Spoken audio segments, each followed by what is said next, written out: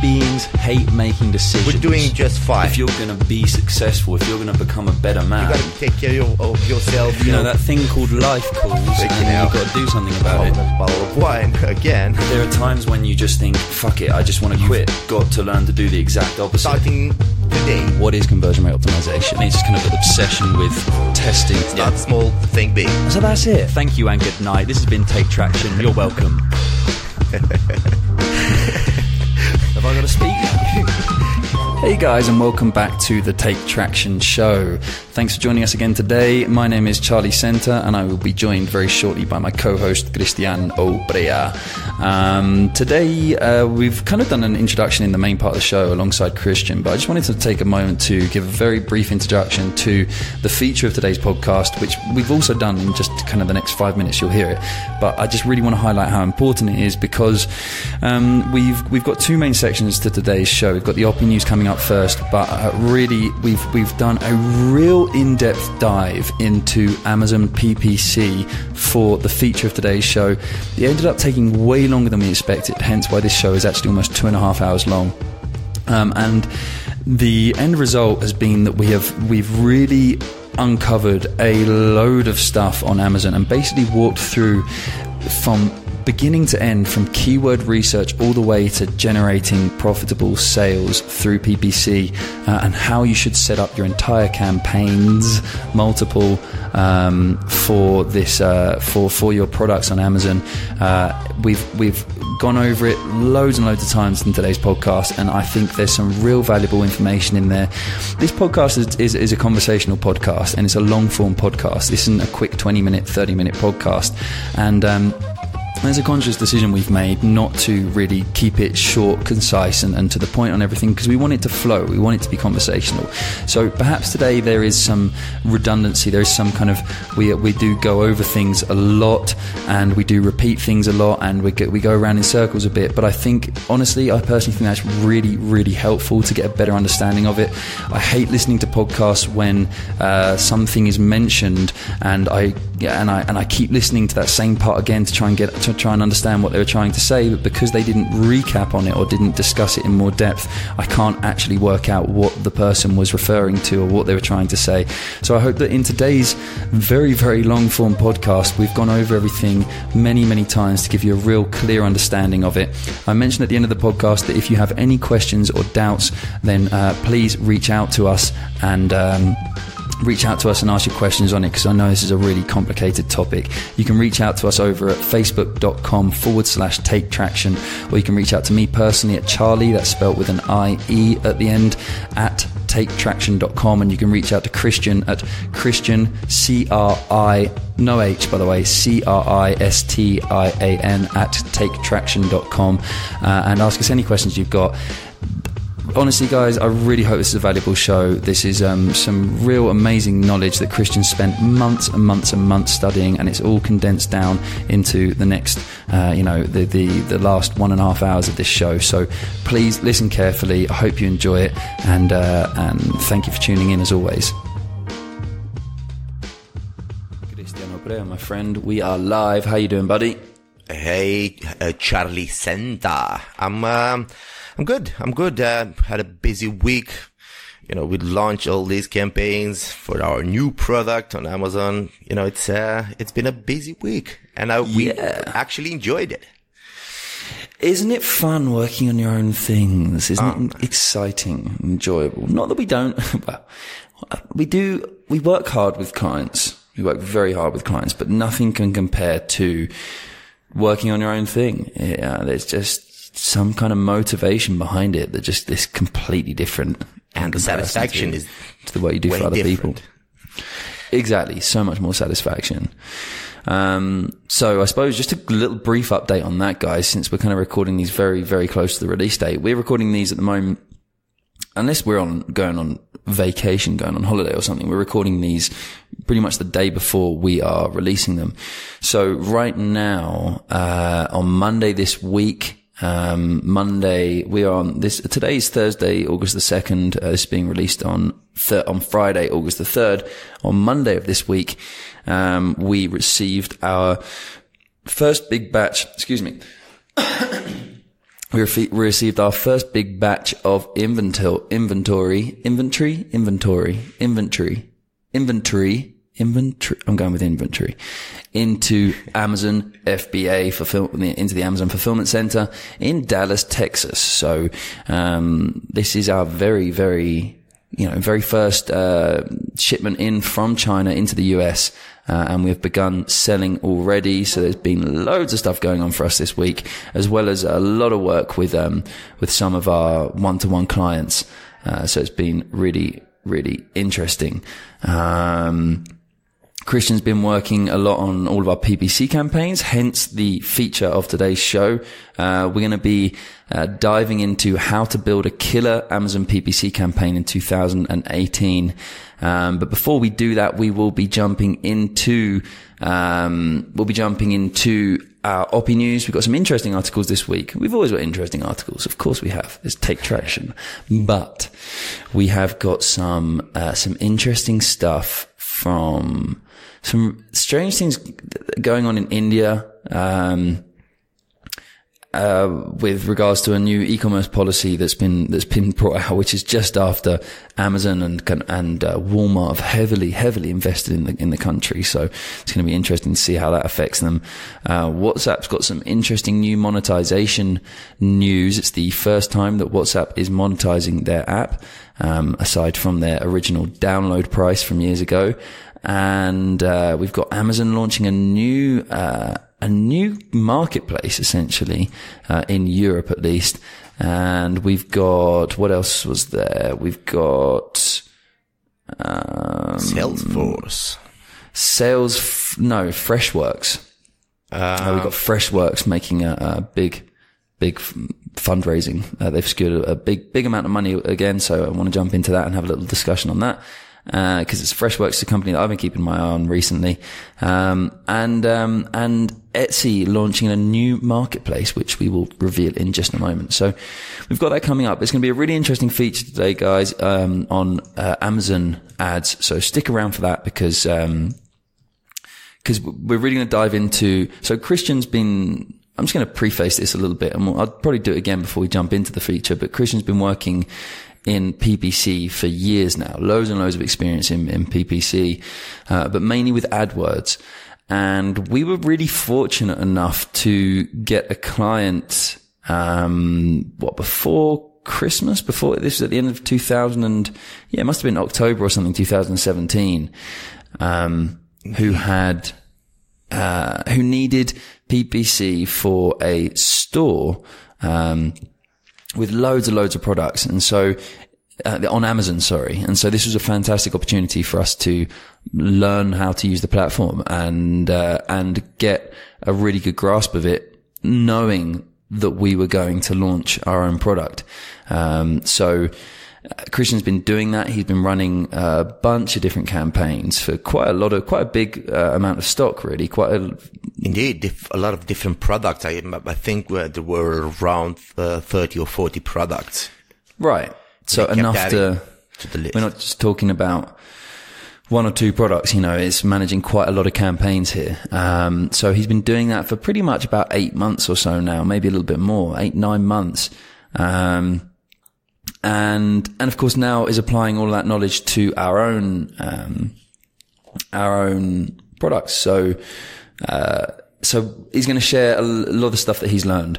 And of course that won't necessarily be, it's all very speculative or subjective. When it comes to PPC, there are no definitive guidelines, or at least the definitive guidelines that platforms such as Google AdWords, or Google Ads it's called now, isn't it? Is it Google Ads? Google Ads, indeed.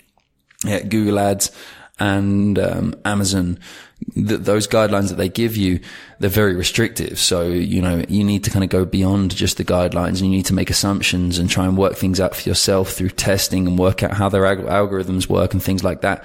So exactly. There are going to be many ways. Guarantee. No, exactly. There are many ways you can do it beyond what we're going to discuss today. And I think what you'll find is that we will also be changing our strategies in the coming months. However, when we do that, we will report, and we'll do another one of these episodes. But for now, this is what has been working. And it's a really, I think, just from having briefly looked through Cristian's some of Christian's preparation for this podcast, it's a really solid strategy to basically make sure that you're covering everything, that you're taking an analytical approach to it, right? And you're not just making assumptions. You're kind of, it's not necessarily fail proof, but it's a process of elimination, right? Exactly. To make sure that you get to the right result at the end. So we'll be going through that. You might spend some money in the process. You might lose some money, but in the long run, you'll end up with a almost bulletproof campaign. Exactly. Yeah. Oh, careful what you say.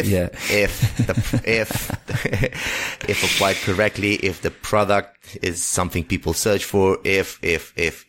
So if, unfortunately, yeah. Welcome to the world of PPC. So that is that. But yeah, apart from that, Cristian, how you doing, buddy? You've had a super busy time recently. I've had a busy time.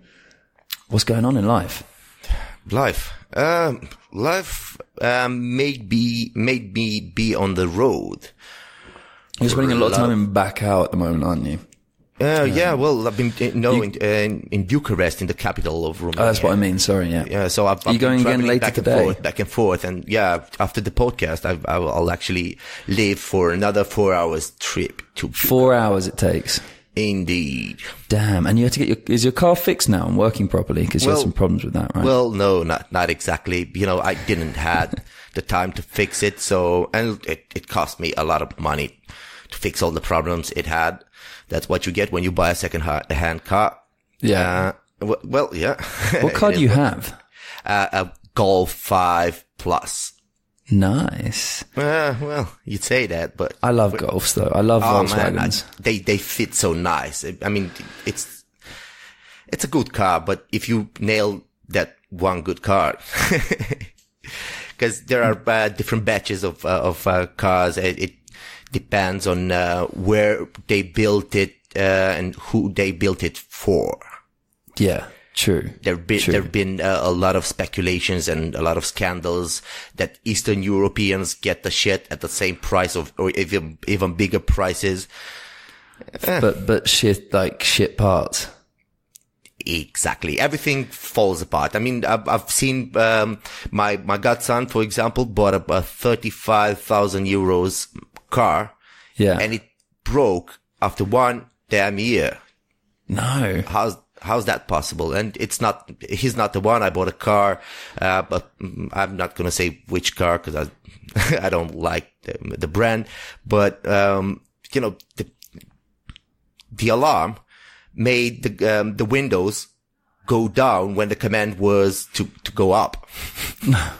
And imagine that during a rainy, day or, just being on the road. I had, my dad, bought himself sorry, I'm standing up here because I've got some really bad pain with my sciatica recently. My dad bought a Land Rover. He's always been a bit of a Land Rover man. And, he had they were changing basically like they were completely changing the design of the Land Rover Discovery. And this was about a year ago. They brought out the new one. And so before they did that, he bought the last model of the old design to have the latest one. And then with a plan to not buy one again for another 10 or 15 years or whatever.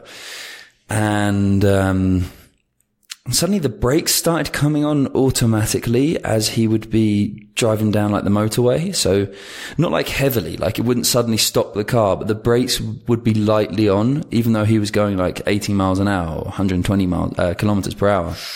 That's not good. And it's not good because it was just wearing out his brake pads. And, of course. And was he it would a start, new car, you said? It was a brand new car, yeah. And he would start getting like these, like the steering wheel would start like vibrating because the discs would be heating up too much and things like that. And so he sent it into them and they sent it back to him like a couple of weeks later saying that it was fixed and it wasn't fixed. So he sent it back. He got like they gave him like what do you call it? Like a breakdown vehicle, like a replacement vehicle. and suddenly he started getting like he got 2 speeding tickets come through for vehicles that he had been given as a replacement vehicle. No and way. they weren't his speeding tickets. So he then had to waste a bunch of time on the phone trying to get all these things fixed. And then they kept returning his car to him without it being fixed. So he had to spend so much time on the phone with them, doing all this stuff. Literally, my dad's retired, but if it wasn't for him being retired, I don't think he'd have had the time to actually get a solution with this in the end. And it went on for weeks and weeks and weeks, months. It went on for months. And this guy kept lying to him on the phone. This sales assistant at the local branch kept lying to him on the phone about all these things they were going to do and that he was going to call him. He never called him. All this different stuff. And then my dad at the very end of it, because it was still within like a 1-year warranty, he said, look, what I want is an extension on my warranty because you're paying for this. They were paying for it. He wasn't paying for all this stuff because it was within the 1-year warranty. But if he'd have had to have paid for it, if he'd have had to have paid for that, if it had been 1 year later, it would have been enough to write the car off because the expenses were just so ridiculously high. And all he asked for was a 1-year extension on his warranty because of all these problems they'd caused him. And they kicked up a massive fuss about it and wouldn't allow him to have it. I can't remember what the end result was in the end, but I remember him having to fight and them saying no, they weren't going to give him anything. That they were going to give him, he had to fight. They gave him free new brake pads, right? They gave him new brake pads for free and like started saying it to him like, oh, you're so welcome. I hope we've really helped you out with this and stuff. And he was like, you're giving me brake pads because your fucking faulty car wore mine out. Faulty car. My brand new faulty car wore out the brake pads because the brakes were coming on when they shouldn't be. And you're trying to act as though I should be grateful because you've replaced my brake pads for free. They were doing him a favor. Yeah. What the fuck is going on with this world? Really bad when you are, people who buy new cars and it was a brand new car. It's a lot of money. I mean, for sure, he spent at least 70,000-80,000 on it. I should think so, yeah. And surely those clients, the people that buy cars new, are their most valued clients. Of course. Because many people buy Land Rovers second hand. Most people buy cars second hand. But the people who want to go and buy a brand new car, they do it because they love the luxury of it. They do it because they love knowing that they're the only owner that's ever had that car and those kinds of things. And they're special clients. You should look after them. So there's a word of warning to you, Land Rover. Be careful because it seems like honestly, their support has just been absolutely appalling. And that's for someone. My dad has always stressed the fact that he's been a Land Rover driver for 20 years of his life. So if you can't look after someone who's been buying things from your company for 20 years, then who the fuck are you going to look after? And that's not the only problem. All the companies here in Romania, for example, and I'm talking the big brands, I'm not going to name which of them because what I'm going to say next will imply some murky things. So I know a lot of people bought new cars, went to the dealership, they force you to do the revisions of your car at the dealership. If you don't, then you don't get the warranty. Oh, right. Yeah. Yeah. But so you gotta do enough, it. Though? And they go, you take the car for the next 5 years to that dealership, right? And then you end up with faulty not accessories, faulty, so they like cut corners. And that's the thing. Not like, even that. You get faulty replacement parts. Yeah. So yeah. they say, but they'll probably say to you, we changed the oil, but they won't. They'll probably say to you, we changed this part and this part, but they haven't. Or they'll say you have a problem that does not exist and they'll replace a product with a faulty one. Man, I hate the fucking industry of cars. It's such a shit industry. Like, murky one. I love so many people need cars. Yeah. having your own car, it's freedom. And like, I love a car. I took my driving test within 30 days of turning 17, which is the legal age in the UK, because I was just so desperate to have my own car. And it just changed my life. I absolutely loved having a car. But at the same time, it is just the worst thing you can possibly own. It is a depreciating asset. It's not an asset. It's not an asset. It's not. If it doesn't make money, then it's not. It's this depreciating thing that you purchase and just continues not only to decrease in value, but also to cost you money to run the thing and repair it for years and years and years. Of course. And then the people who sell you the cars don't even support you and look after you these days. As soon as the car leaves the factory and you buy that new car, it loses 25% of its value. No, 100%. Yeah. I mean, no, 25% of, 100%, 25%. You know what I mean? But, so. Yeah. Watch out. Yeah. Watch out for it. Just before we jump into some Opinews, there are a couple of things I wanted to discuss, and I'm just thinking briefly in my mind right now what things should be revealed at this point.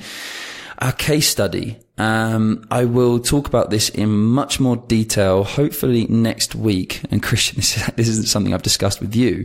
Let's discuss it right now. Let's do it live on the podcast. Why not? So I'm thinking, since we really want to complete the case study with maybe the first 3 months of sales or something like that as well, I am thinking that even though we want to do that, we could start releasing this case study live on putting it up on our taketraction.com website and on YouTube, starting next week. And just start releasing those episodes one by one. I think we've got something like 13 episodes, and some of them are quite long. Some of them are about an hour and a half. Some of them are less. Some of them are about 40 minutes. So what do you think if we start? Absolutely. I think we got a bunch on the photo shoot as well, on the product unpacking as well. That's true. And all that shit. So yeah, let's do it. Cool. So we'll start doing that, next week. I'll set up a landing page type thing on our website where we'll start adding the videos on there one by one. And we'll also have them on YouTube, I guess. So people know, just so our listeners know, most people charge for such case studies. We don't. We want people to learn from whatever we did, good or bad. Yeah, exactly. And we're in very much an experimental phase with a lot of stuff we're doing at the moment. You know, with this new Amazon business, even with the podcast, with a lot of these things, we don't charge any money because it's very much an experimental process with us. But at the same time, just hope you guys appreciate that. Hopefully that you're getting some real value from this stuff. And I think the case study is going to be really eye-opening to a lot of people because of the fact that we've gone into it without knowing what we're doing. We have had absolutely no idea where to begin. Everything we've learned online for free, pretty much. Well, except for one $29 course from Udemy.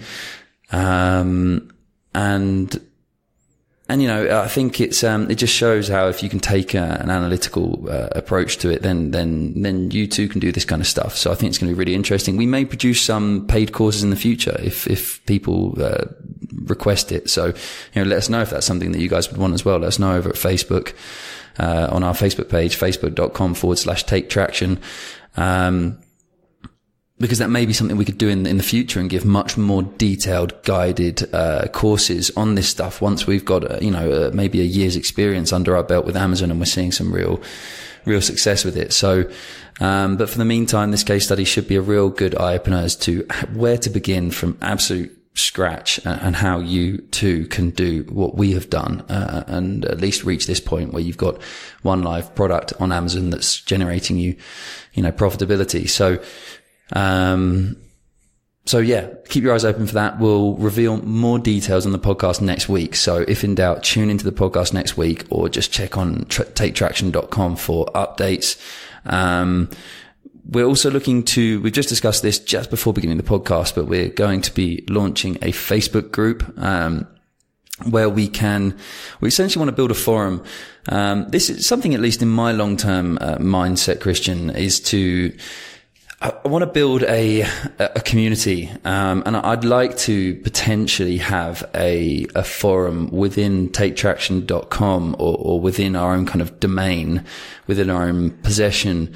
But just to kind of test it. I don't know what you think about that. We can discuss that another time, but at least to test the water now, we're looking to launch a Facebook group. So we'll be launching that as well over the next week or so. And it really just want it to be a place where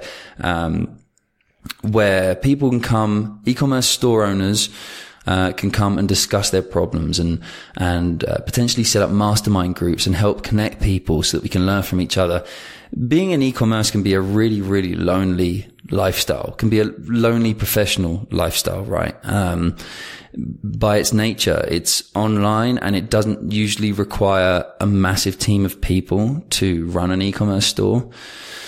So, having some kind of network of people that you can talk with and discuss problems, discuss successes, discuss failures, I think is really beneficial to everyone, including ourselves. So I think that'll be a really good thing to get up and running.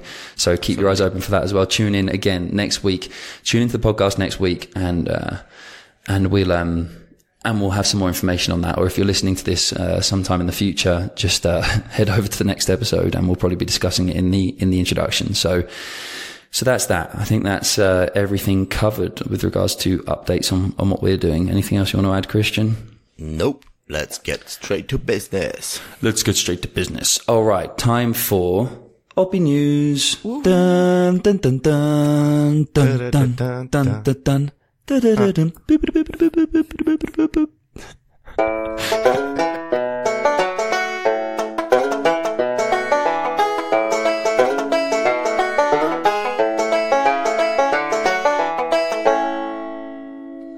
All right, let's jump into some news today then. So what do we got up first? So up first, I really want to discuss everything that's going on in India. Crazy stuff lately. Well, yeah. The Indian government is kind of tightening down on e-commerce. And I'm guessing it's basically because of the Walmart acquisition of Flipkart and Amazon having a much larger presence in India these days. And some protests, I've read that people protested regarding really? Walmart. Yeah. So basically it seems that everyone's getting really pissed off that Walmart and Amazon, but especially Walmart, I think Walmart more so because Amazon came in as their own business, whereas Walmart's come in and acquired an existing Indian business. And people are complaining that that their marketplaces are going to steal work from small private store owners and artisans and things like that, which I understand, but I personally think it is unfortunately very narrow-minded to think that way. And ultimately, I think Walmart and Amazon are going to massively increase, first of all, the reach of those smaller store owners. And second of all, create much bigger kind of industry, create jobs, create a much stronger economy for India. And so for someone, it's always said when small businesses go to shit, so to speak, but it's for a better purpose. A lot of people might think otherwise, but I do agree with you. There's a very fine line, right? And because a company like Starbucks, right, coming into a country like India and putting all small coffee shops out of business, now that's fucked up. And I don't think that brings any benefits to the country apart from average coffee, right? Exactly. Whereas what we're talking about here are marketplaces. Number one, these companies are absolutely massive and they provide a lot of jobs for people. And number two, they help, because of their experience within the industry already, within e-commerce, they're going to help grow e-commerce, which is going to grow the economy as a whole. You know, Starbucks doesn't grow an economy. It just sells fucking coffee. Amazon will help grow the economy because it will produce more of a consumer market, basically. They will also help people get more comfortable purchasing things online, which will help other businesses build things online, whether it's software or whether it's selling services online and all this kind of stuff. It will help bring more awareness to online as a channel through which you can sell things, whatever they may be. And, I just think generally it can really help the economy with a marketplace like that. And before we actually come on to this, the e-commerce policies that have been released, I'm going to jump ahead to another one of our news articles for today, which is the fact that Etsy has now opened in India as well. Now, Etsy is a real marketplace in kind of the purest sense of the word. It's really kind of an artisanal marketplace where people who are not even store owners, people who just make things, whether it be that you fabricate your own, or you make your own wallets out of leather in your back garden, or whatever it may be. You can sell any of those things through Etsy. You can sell your own t-shirt designs. You can sell whatever it may be. And I think that is, that's a great addition to these marketplaces. We've got Flipkart, we've got Amazon, and then we're going to have Etsy. This is, those are the kind of platforms available in first world countries. And I think there's just so much potential for growth in India right now. Obviously, I've never been in India and I really don't know, what it's like to be on the inside, but from a statistical or an analytical point of view, looking from the outside, I think it looks like they've got a great potential for real growth at the moment.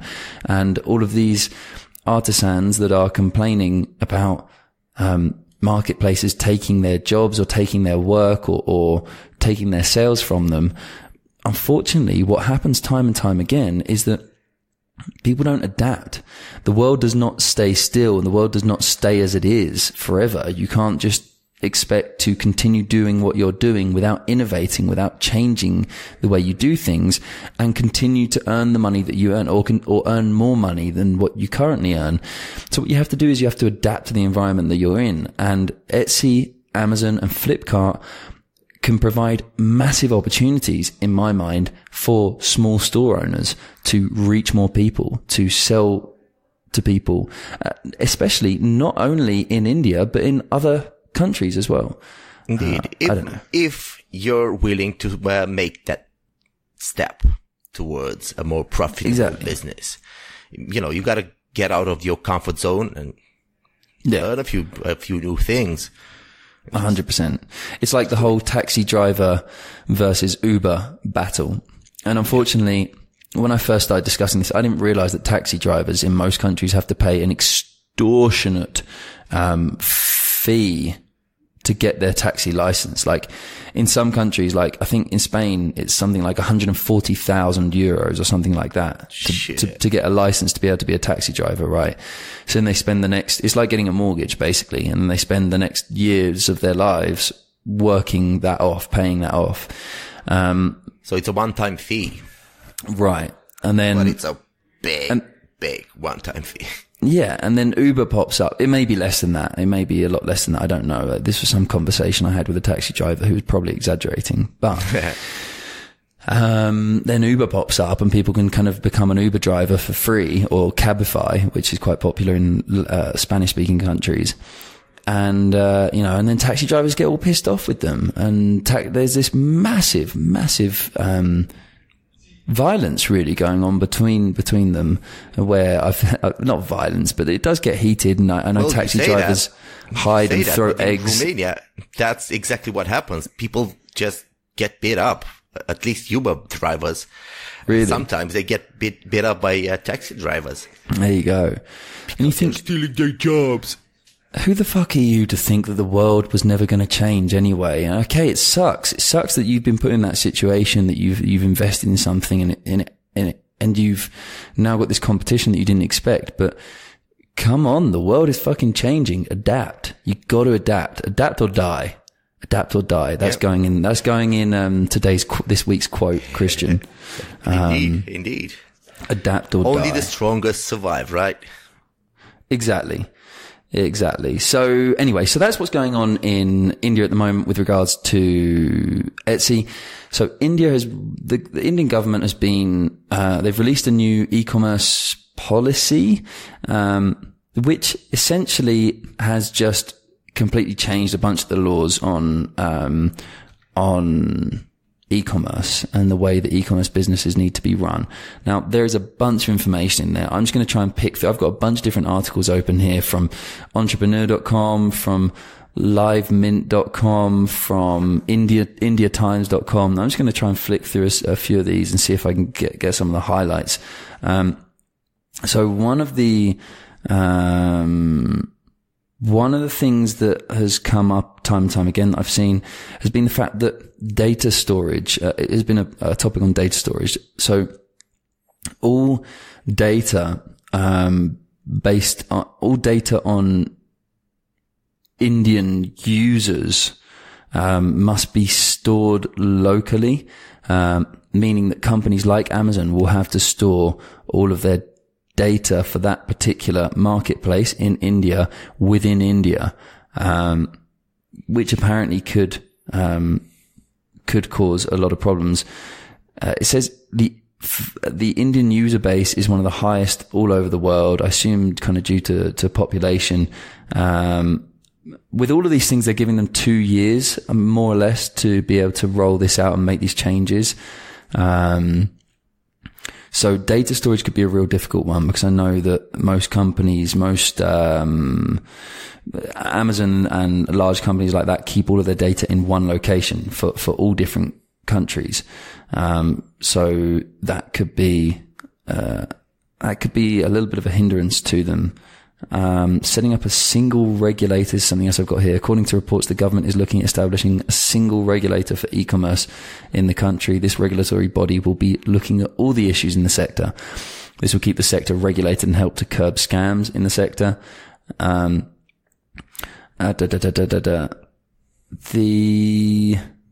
There's some stuff on payments here. No, let's skip to the next bit. So, there's another thing on inventory management or where you can purchase your products from. Sorry, bear with me here, because there's so much information on this. How will e-commerce firms be impacted? The draft e-commerce policy proposes that all discounts offered by large e-commerce firms will be phased out within 2 years to ensure fair competition with brick and mortar stores. It mandates e-commerce firms to store consumer data in India. The firms will be given nearly 2 years to comply. The Competition Commission of India may be asked to amend the current thresholds and examine potentially competition distorting M&As. How will consumers be affected? With online discounts gone, they will lose out. Having a regulator, e-consumer courts may better address complaints about online financial frauds. So there's going to be some real price control in India. I'm not sure if that's best or not. I do think that all of these things together, or ultimately regulating e-commerce more in India, will help ultimately probably kind of its growth, because there'll be much more controlled growth rather than kind of growth controlled by the firms themselves, such as Amazon and Walmart. It'll be much more regulated. However, it sounds it sounds like a lot of worry for companies like Amazon and Walmart right now. It looks excessive, to be honest, and There's another thing, in India, cash on delivery, worked for some of the retailers. But now the government, have stepped in and said, well, apparently it was never legal. Authorized. Yeah, It's exactly. illegal. Apparently it was never legal to do that. I don't see a reason why it wouldn't be legal. Well, especially in a country like India where people may not have much, they may not be using their bank accounts as much as we're perhaps used to. And a lot of things are done in cash. You'd think that having that kind of service available would make a lot of sense. So why not? Why make it illegal or unauthorized? Here's another thing on voting rights within a company. So for Indian founders with minority stakes, the draft suggests that there should be differential voting rights, giving founders more control. It defines an Indian e-commerce firm as that where foreign investment doesn't exceed 49%, where the founder/promoter is a resident Indian and the platform company is controlled by Indian management. So giving a lot of benefits to Indian-based companies or Indian-owned companies with Indian investment and Indian-produced products. Where was as well, so the policy also suggests that Indian-owned and Indian-controlled online marketplaces be allowed to hold inventory as long as products are 100% domestically produced.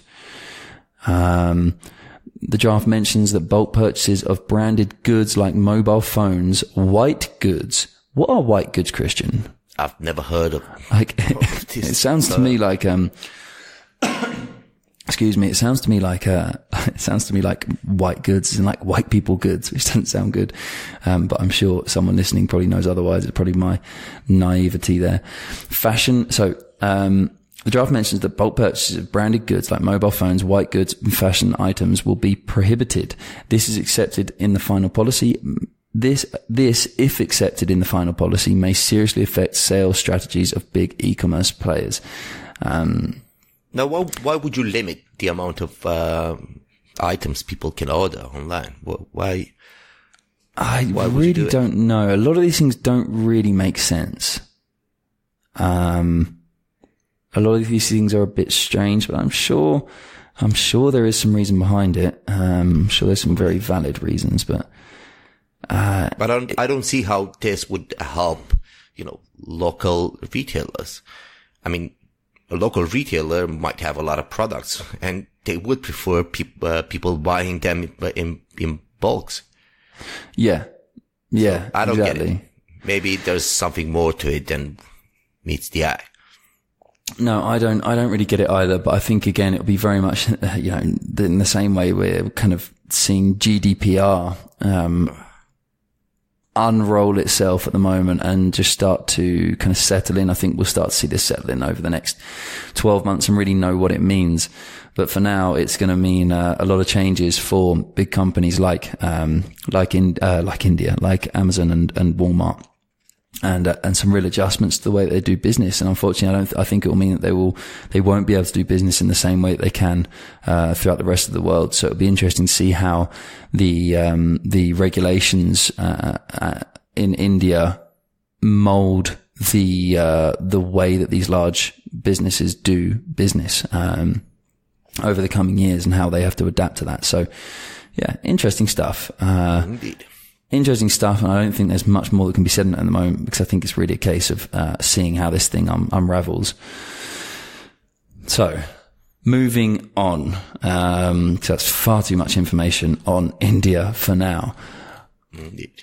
WhatsApp's monetized their platform for the first time. So we've seen WhatsApp Business slowly come into place. By the way, before we get into this is absolutely genius what they've done. And it's no surprise, really. This is Facebook after all. So for those who don't remember or don't know, Facebook acquired WhatsApp in 2014 for $19 billion. And ever since then, it's been 4 years now. They still haven't monetized the platform. They've just been kind of making the most out of its large user database, I suppose, and waiting to pull the trigger at the right time. And they've done it now. They've built up the WhatsApp business platform, which I think has been free up until now, although I'm not sure. Don't take my word for that. And when was it? On yesterday? I think it was yesterday, yeah. So on Wednesday this week, WhatsApp has launched a monetization strategy that will charge businesses for the replies they make to clients. But it will only charge them if they reply after 24 hours. So the other thing that they've been working on has been improving their API to open up their platform to integrations with other help desk software such as Zendesk, and I think there are a bunch of others here. I've got in this article here. This is an article from TechCrunch, but MessageBird and Twilio. But I assume it will be open to almost all help desk software, so that you can basically just use WhatsApp to manage all of your custom communications and your instant chat messages from customers. So that's a cool tool. That's fantastic. And again, so all of this stuff, this is what's really clever here, right? All of this stuff has been designed to get people addicted to WhatsApp.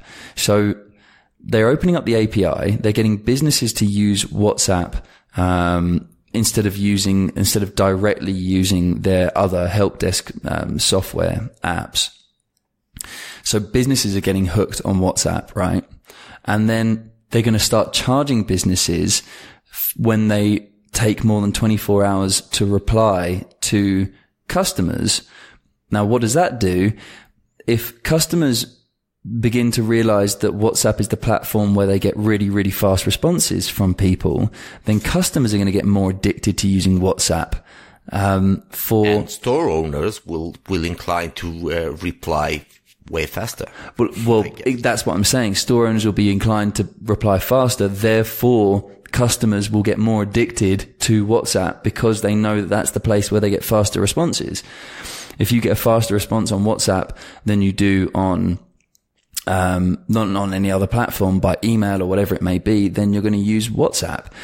So this monetization strategy may perhaps not be such a strategy for generating profits, but rather for increasing the addictiveness of WhatsApp, so that in 2 or 3 years' time, they can start charging for all business responses, which at that point, with everyone being so addicted to the platform, would be a massive, massive economic benefit to WhatsApp, or ultimately Facebook. Indeed. Really interesting. I think it's a freaking cool strategy. These guys come up with some really, really clever stuff, and I just think it's amazing to see what they can do here. Let's see if we can listen to this a second. Will this make noise on my computer? No, I've got a little video here, but I can't do that. I wanted to see if I get the video up. So that's WhatsApp. So congrats Facebook on that. Let's move on now to merch by Amazon. So Amazon has launched a new service in Europe called Merch. And Merch is essentially a kind of a drop shipping model for design work, or for art. So basically, this new platform allows you to create your own artwork in many different shapes and sizes. It can be artwork for clothes, for t-shirts and things like that. It could be artwork for books. It could be artwork for all sorts of things. And I should imagine it will continually grow and expand. And then you can submit that artwork in your kind of seller account, or your merch account as they call it, and decide what products to put your artwork on. And then Amazon will list your products as products in the Amazon marketplace, and sell them for you. And you'll never have to create a product. You'll never have to invest in the product up front. You'll never have to do anything other than create the artwork and submit it as in whatever format you want with regards to the product. And the cool part of it is you get a percentage of any sale they make. Oh, 100%. With your design, which is crazy. And I've never heard of merch by Amazon till today, but I think it's a really cool tool for all the artists out there. It does look really cool. And this is a business idea that I've thought about many times in the past, right? You could potentially scale this quite massively. And I'm going to give some people some good ideas here, hopefully. And it may still be an idea that I try out myself in the future. I've signed up for a merch account. And I'm waiting. You have to kind of apply for it. So I'll hopefully I'll hear back from them in the next 24 hours or so. All right. You could use something like, even if you're not an artist yourself, you could very easily create projects on platforms like 99 Designs, right? Which is a platform that will give you, where you can post projects and you then have access to hundreds, thousands of different designers who will submit their designs based on your project, and you'll have this big competition. You'll probably get something like 100 different submissions for one project. So you can then decide which is your best submission and give feedback and improve the design and this, that, and the other. And you can do it for book covers. You can do it for posters. You can do it for logos. You can do it for website designs. You can do it for business cards, whatever the fuck you can think of. 99 Designs will have an artist, or have many, many artists that will be willing to submit for your project. So you could run a project like that, let's say for $300 to create a poster design or t-shirt designs. You could have someone creating, I don't know, whatever you can think of, and then build a business around that. So let's say you want to create a t-shirt business.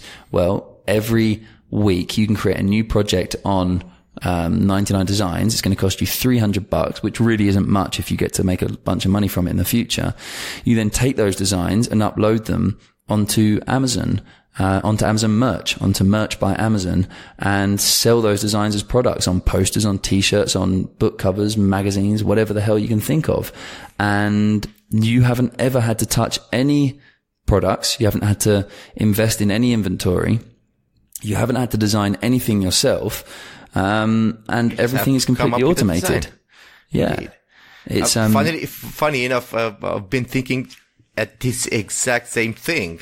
I remembered us using 99 Designs, and I thought, well, why only artists? You can just go on 99 Designs, get yourself a nice looking design and just post it on your merch account. Exactly, yeah. So this isn't necessarily just for artists, guys.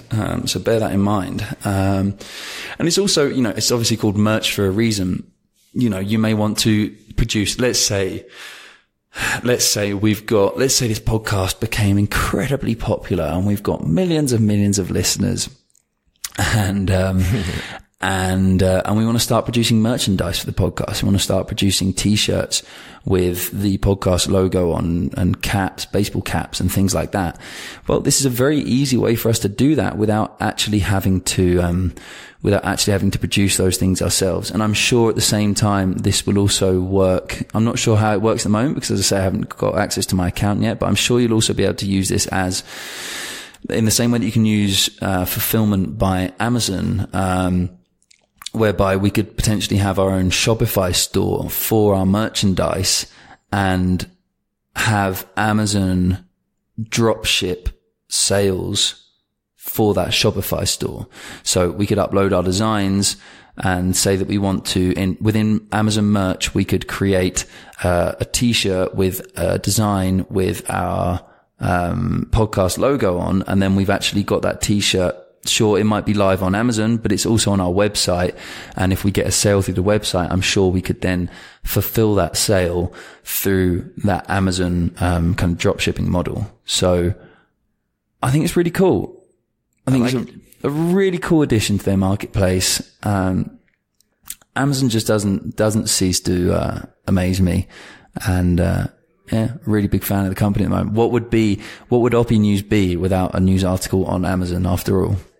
Well, 50% of our Opinews went into Amazon News. Exactly. So, our last news article here before we move on to our feature for today. This is really interesting to me. It's basically Freshworks has managed to raise $100 million in a fund round, in a fundraising round. That's a lot of money. It's a lot of money. That's really not that's not small boys. That's not little boys' money now. Like that's big guys' money. Freshworks is an interesting company. I didn't really know much about Freshworks until they acquired Zarget, right? Zarget was a tool that Cristian and I began using. We discovered when we were working in the agency a couple of years ago, we were searching for heat map tools and A/B testing tools, and we're actually going to use Hotjar. And bear with me for just one moment. I remembered I need to get have I managed to lose my pen already? I'm sure I had it 2 seconds ago. There it is. Because I have to note down these things. Even though it's awkward to pause in the middle of a podcast, I have to note down the fact that we just mentioned 99 Designs. And I've got to get that in the show notes. So, where was I going? So, we were searching for A/B testing tools and heat map tools, and we were going to use Hotjar to do heat maps, and we searched Hotjar versus or something like that in Google, and this ad popped up at the top of the results page which said Hotjar versus Zarget. And it's from a company called Zarget that we'd never heard of, and so we clicked on it on the link just out of curiosity, and it took us through to a landing page where it was just a complete comparison of Hotjar and this tool called Zarget, and it was very well done. It wasn't this kind of boring page. It was really, really attractive and nicely done. And we ended up signing up to Zarget, and Zarget turned out to be one of the most important tools we had in the agency for a long, long time, because it allowed us to do the most incredible split testing things. And until I discovered Zarget, at least, split testing wasn't really available for most people, because the options you had were Visual Web Optimizer, VWO, and Optimizely. There were a few other tools beside this one. There was what was it called? I keep forgetting. Anyway, there was a tool before that. They had a really cool video. They even made a case study on how they used their heat mapping tools to create their own video and promote their product. Oh, really? I don't know. I don't know anything Indeed. about that. I'm going to remember it, and then I'm going to add it in the show notes for sure. Exactly. So but they were limited. My point being, Zarget. My point being, some of them are very good. Optimizely, I've used very briefly, and it's very good. Visual Website Optimizer as well. They're very expensive though. Optimizely costs thousands every month, and Visual Website Optimizer is I don't think it's thousands, but I know it's very expensive. I think it's in the hundreds at least. And suddenly there was this tool, Zarget, and it was costing us something like $29 a month. It was ridiculously cheap, and it just had amazing UX or UI and such rich features that were just really incredibly powerful. And so we started using this tool, and it became very much a tool that was part of our business. And we were kind of about, I guess it was maybe 6 months or maybe nearly a year ago, they were acquired by Freshworks, and Zarget was rebranded. Zarget was an Indian company. And it was acquired by Freshworks and rebranded as Fresh Marketer.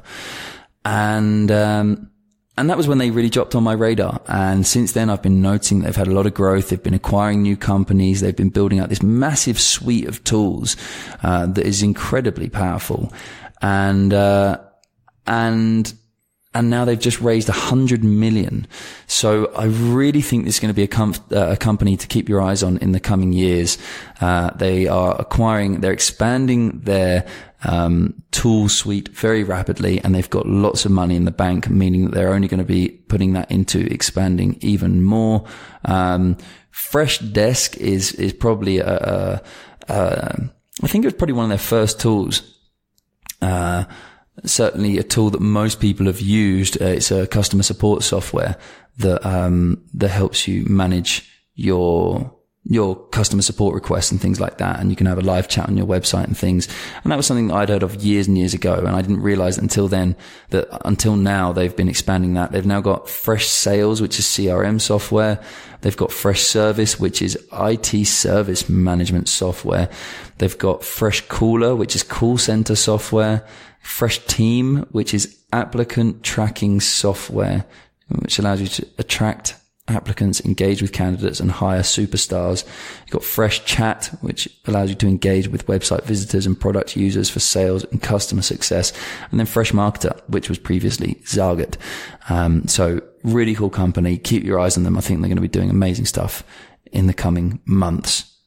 Indeed. Before we move on, I just remember the name of that heatmap tool I initially encountered, which was called Crazy Egg. Crazy Egg, right. But no, I'm talking about, Crazy Egg doesn't do A/B testing though. So I'm talking about... No. But it was the first heatmap tool in comparison to this one. Yeah, exactly. No, with heat map tools, you've got Hotjar and Crazy Egg and probably many others, but there's certainly a couple of the popular ones. But with regards to split testing, that's what I was referring to. It was Optimizely and Visual Website Optimizer. You didn't even have Google Optimize, which has come out, I think, in 2017, which is completely for free. And it's not the most advanced split testing tool in the world, but it's, as with most Google products, it's amazing for being free. So that didn't even exist. So you really didn't have any other options. So Zagat was just absolutely amazing when it came out. Indeed. So there we go. Let's call it a wrap. That is this week's Opinews.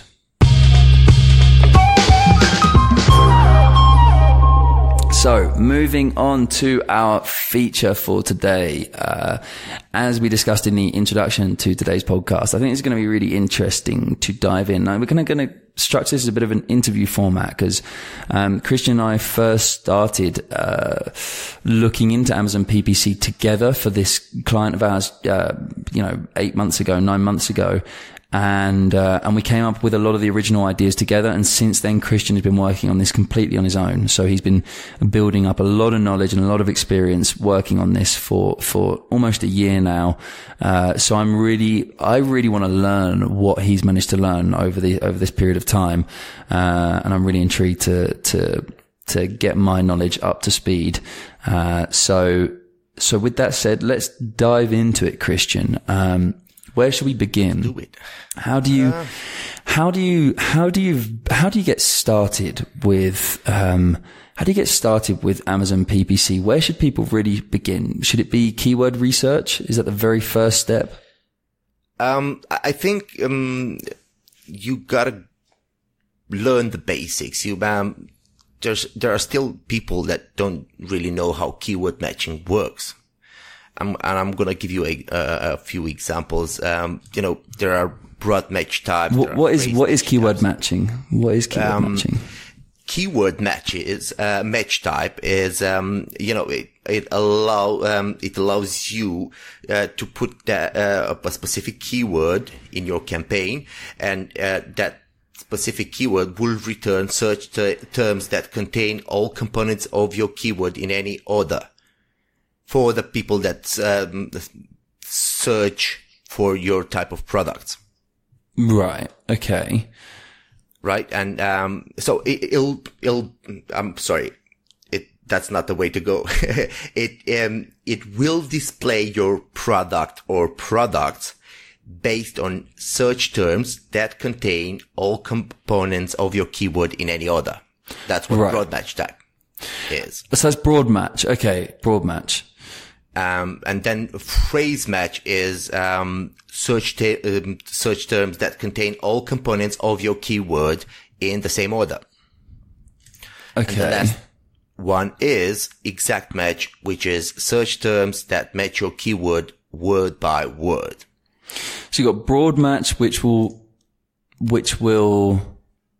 so if I put in, let's take an example. If I am selling a coffee mug, right? I'm drinking my coffee here.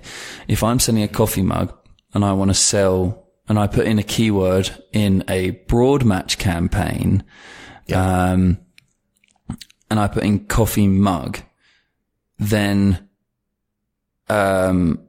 then big coffee mug will also show my ad. Small coffee mug, big coffee mug with cool design should also come up, right? Indeed. Basically kind of any variation of that, providing it's got all of my keywords in it. So what if my keywords are separated? So if I've got coffee mug and it becomes like, and someone searches coffee, I don't know, if someone searched coffee big mug, I know you'd never search that, but if someone searched coffee, that would also come up, right? That's why you use broad match. So what are the benefits to using broad? Because if you, well, here's the thing. If you have a budget, a decent budget assigned for one of your campaigns, you want to go for the broad matching, because broad matching will allow you to learn how people actually search for your product. You know, it will allow for more search terms to be used, or no, it allows your product listing to be displayed for more search terms than if you would use phrase or exact match, because there are and perhaps a lot of search terms that you haven't thought of, right? So exactly, you might not know that people are searching for micro coffee mugs or something ridiculous like that.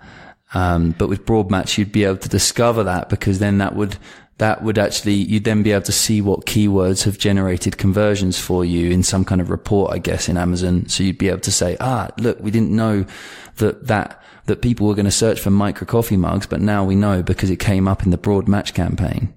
Indeed. But at the same time, some money, but exactly, you might learn that, you were missing a lot of, convertible keywords. I was going to say, exactly. So you're also going to lose a bunch of money on things on broad match terms that just are not relevant or right at all. Because if someone was searching, people aren't usually going to search this on Amazon, but I know this would apply on Google. If someone was searching for how to build your own coffee mug, that would come up in broad match, right? And then you're not going to sell a coffee mug if someone's searching for how to create your own coffee mug. So that's why you build a negative keyword. All right, we'll come on to that one at a time. But we'll get to that. Okay, so then phrase match is, just to try and recap on what you said. Phrase match is that it has to have your keywords in the exact same order, but it can have something before or after. Or after, yeah.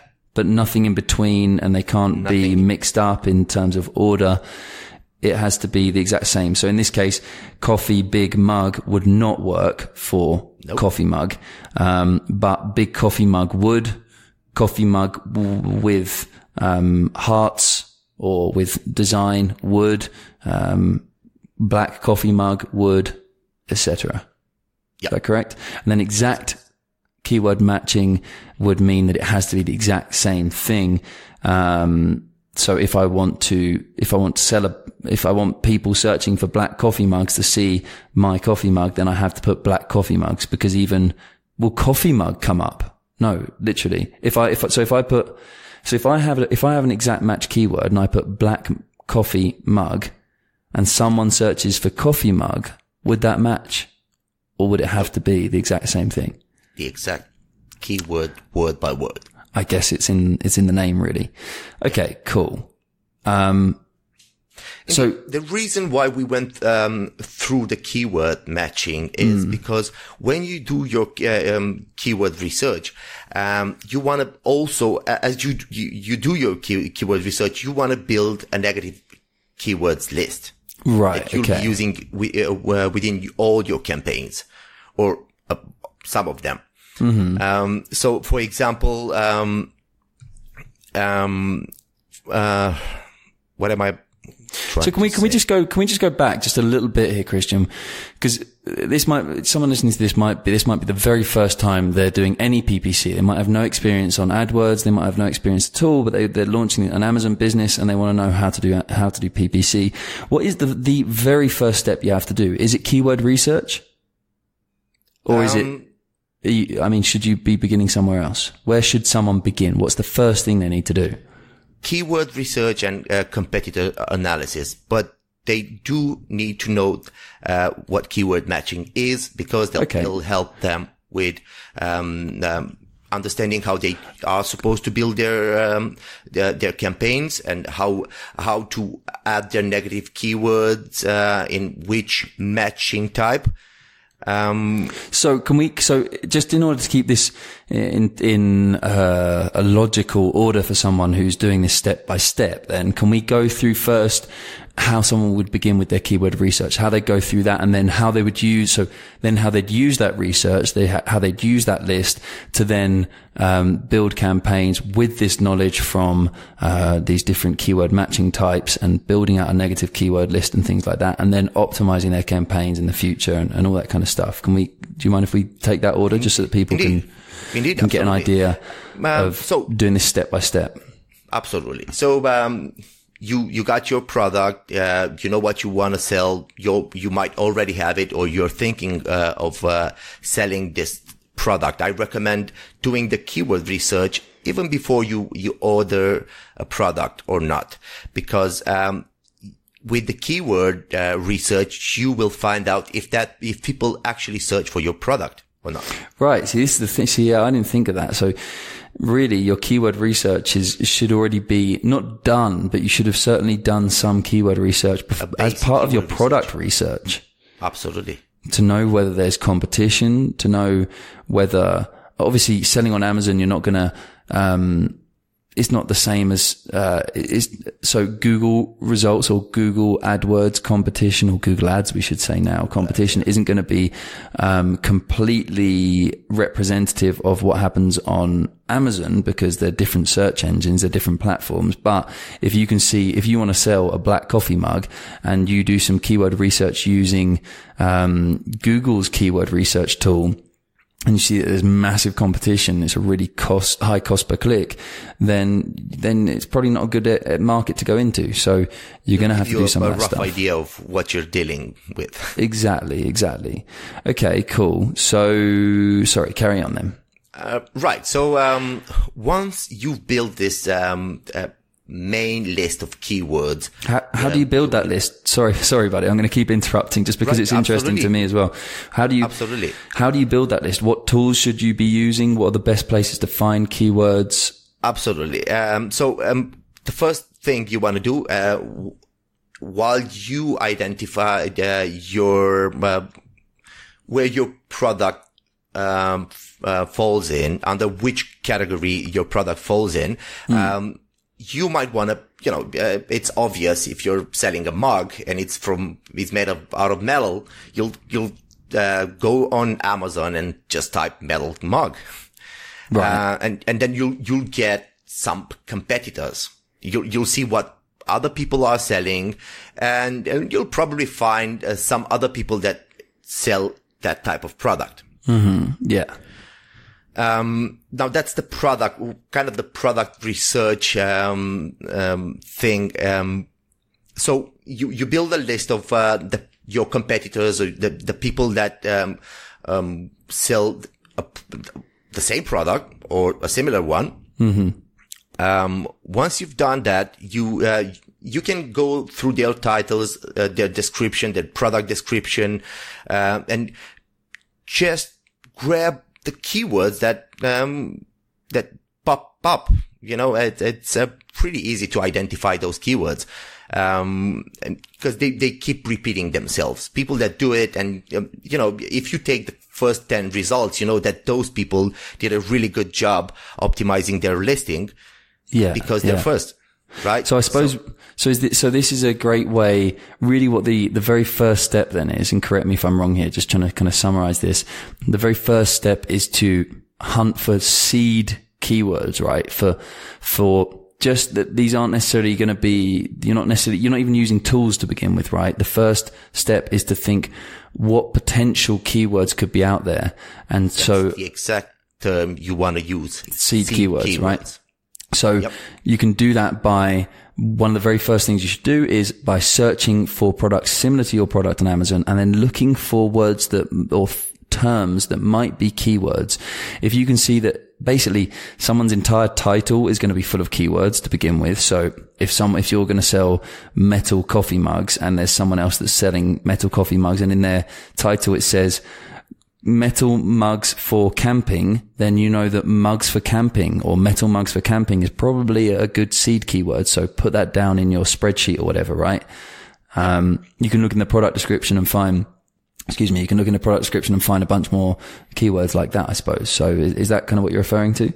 Absolutely. Cool. And also you might want to think of variations of those keywords. How would you search for your product? And just put those keywords in in Amazon, and see if your product type shows up. Yeah. I suppose you could, even if it's something that you would use to search for that product, then you can even add that to your spreadsheet, right? If you know that you would search for, if you were looking for this metal coffee mug, that you would search for rustic camping mug, right? If that's something that you would search, then put that down in your spreadsheet, because these aren't at this point. And again, correct me if I'm wrong, at this point, these aren't your definitive keywords. These aren't the keywords you're going to use. This is the basis for your keyword research.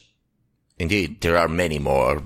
You'd end up with at least probably 200-300 keywords if your product is fairly popular, so to speak. Once you've done the actual research, you mean? Once you've done the actual... Indeed, yeah. Absolutely. Cool. So what other ways are there? Can you generate seed keywords? Another way would be using tools like Jungle Scout. We've used Jungle Scout when we launch our products, when we actually did our keyword research and product research, and when we actually started, we've used it. And there's a cool feature that is, I think, I hope I'm not mistaken, is cloud keyword or something like that in Jungle Scout. So basically, let me just pause you for a second, Cristian, because there are two Jungle Scout tools. You've got the web app, and then you've got the extension. So what you're referring to here is the extension, the Chrome extension. Exactly. So what this does is it helps you identify keyword ideas or word ideas.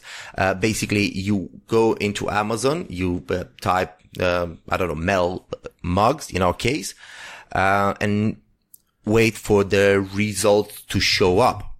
Then you go in, into your toolbar and just press the Jungle Scout tool, and you got to give it some time because it grabs a lot of information. So it takes a while till it grabs it all. But when it's done, it'll, on the bottom of the tool, there's a little link or a little icon that says associated keywords. And you can understand a lot from how people optimize their product listings from this. You'll see the top keywords that people use. In our case, it was travel, it was bottles, it was containers. So this is really helpful. Let me just highlight that, because I looked at this for the first time the other day. You showed me. So, yep. So first of all, someone walking down the hallway with very, very loud heels. So first of all, the Jungle Scout extension, what it does is when you go to a search results page on Amazon, right? Not a product page, a search results page. So you've got maybe 10, 15, 20 listings on the page for whatever search term you've put in. You will get a bunch of results, and then you can click on the, Jungle Scout extension. Yep. And it will pull out, there'll be a pop-up on the screen, and it will basically scrape a bunch of information from that page, and it will scrape the titles, it will scrape the images, it will scrape their bestseller ranking, it will scrape their, the number of reviews that each of those listings have got. It will scrape the estimated sales per month and all sorts of information about all of these listings from that page. It takes about 5 seconds to load. And then in the bottom right of this little pop-up window, there's an icon that looks like a cloud, if I'm correct. I'm not sure. I haven't got it in front of me. Yeah. Something like that. Cloud. But it says, what does it say when you hover over it? Associated keywords. Exactly. And so when you click on that, what it will do is it will go through all the listings and find out what words are repeated across the listings, and how many times, and how many times, right? And it will basically, I think again, I'm doing this off of memory, I don't know in front of me, but I think the more times it's displayed, the bigger the word shows up in this word cloud. Yeah, and it has a different color. Exactly. So if you are selling metal coffee mugs and metal comes up 30 times across all these different listings on this one search results page, then it's going to show up as a really big word in that word cloud, and you're going to know that it's a popular word. You don't know at this point that it's a good keyword, but you know that lots of people are using that as a keyword. Therefore, it's a good seed keyword for you to begin your research. Does that sound about right? Absolutely. Okay. And then cool. You'll get top keywords on the bottom of this list, and they display like the top 5 keywords people used. Cool. So that's another helpful thing. So is there anything else you can do to get seed keywords, or anything you should be doing? I'm Absolutely. sure there's loads of stuff you could do, but I've seen people using keyword inspector. I personally haven't used it. What's that? Keyword inspector. Okay, is that a tool? This is a tool that does reverse async search. So what it basically does is it allows you to take a competitor's async from a product similar to yours, and it will return all the keywords with all the keywords that they used and similar keywords. For a specific product listing then? Yep. Okay, cool. That sounds good. Keyword inspector. All right. Exactly. Another way, I guess, would be just the Amazon search bar, right? Say that again? The Amazon search bar for getting seed keywords. Oh, yeah, absolutely. Absolutely. You'll get some valuable information from that as well. So let me explain that a little bit. Basically what you can do is if you're going to sell a coffee mug, you can just type in coffee mug into the Amazon search bar, and there'll be a drop down of suggestions in the exact same way that you have on Google search. You'll get a bunch of different suggestions. It will say coffee mug for children and coffee mug for blah, blah, coffee mug for whatever, or black coffee mug or coffee mug with designs and things like that. So that will give you some ideas of, that if it pops up in the drop down, that it is likely to be a highly searched term. Otherwise, Amazon wouldn't be suggesting it to you because they don't want to send you to pages that don't have results. So they're only going to suggest search terms that are popular. So it's another great way to get some of those seed keywords there. Indeed. Right. So, now that you have your seed keywords, it's time for your keyword research. Right. Now there are a bunch of tools out there, like merchant words. Merchant words. Okay, I'm going to put all of these in the show notes for you guys. Merchant words. Words.com. This is a paid tool. You don't get any free results whatsoever. I couldn't find any free results with this one. But then there's also keywordtool.io. Yeah.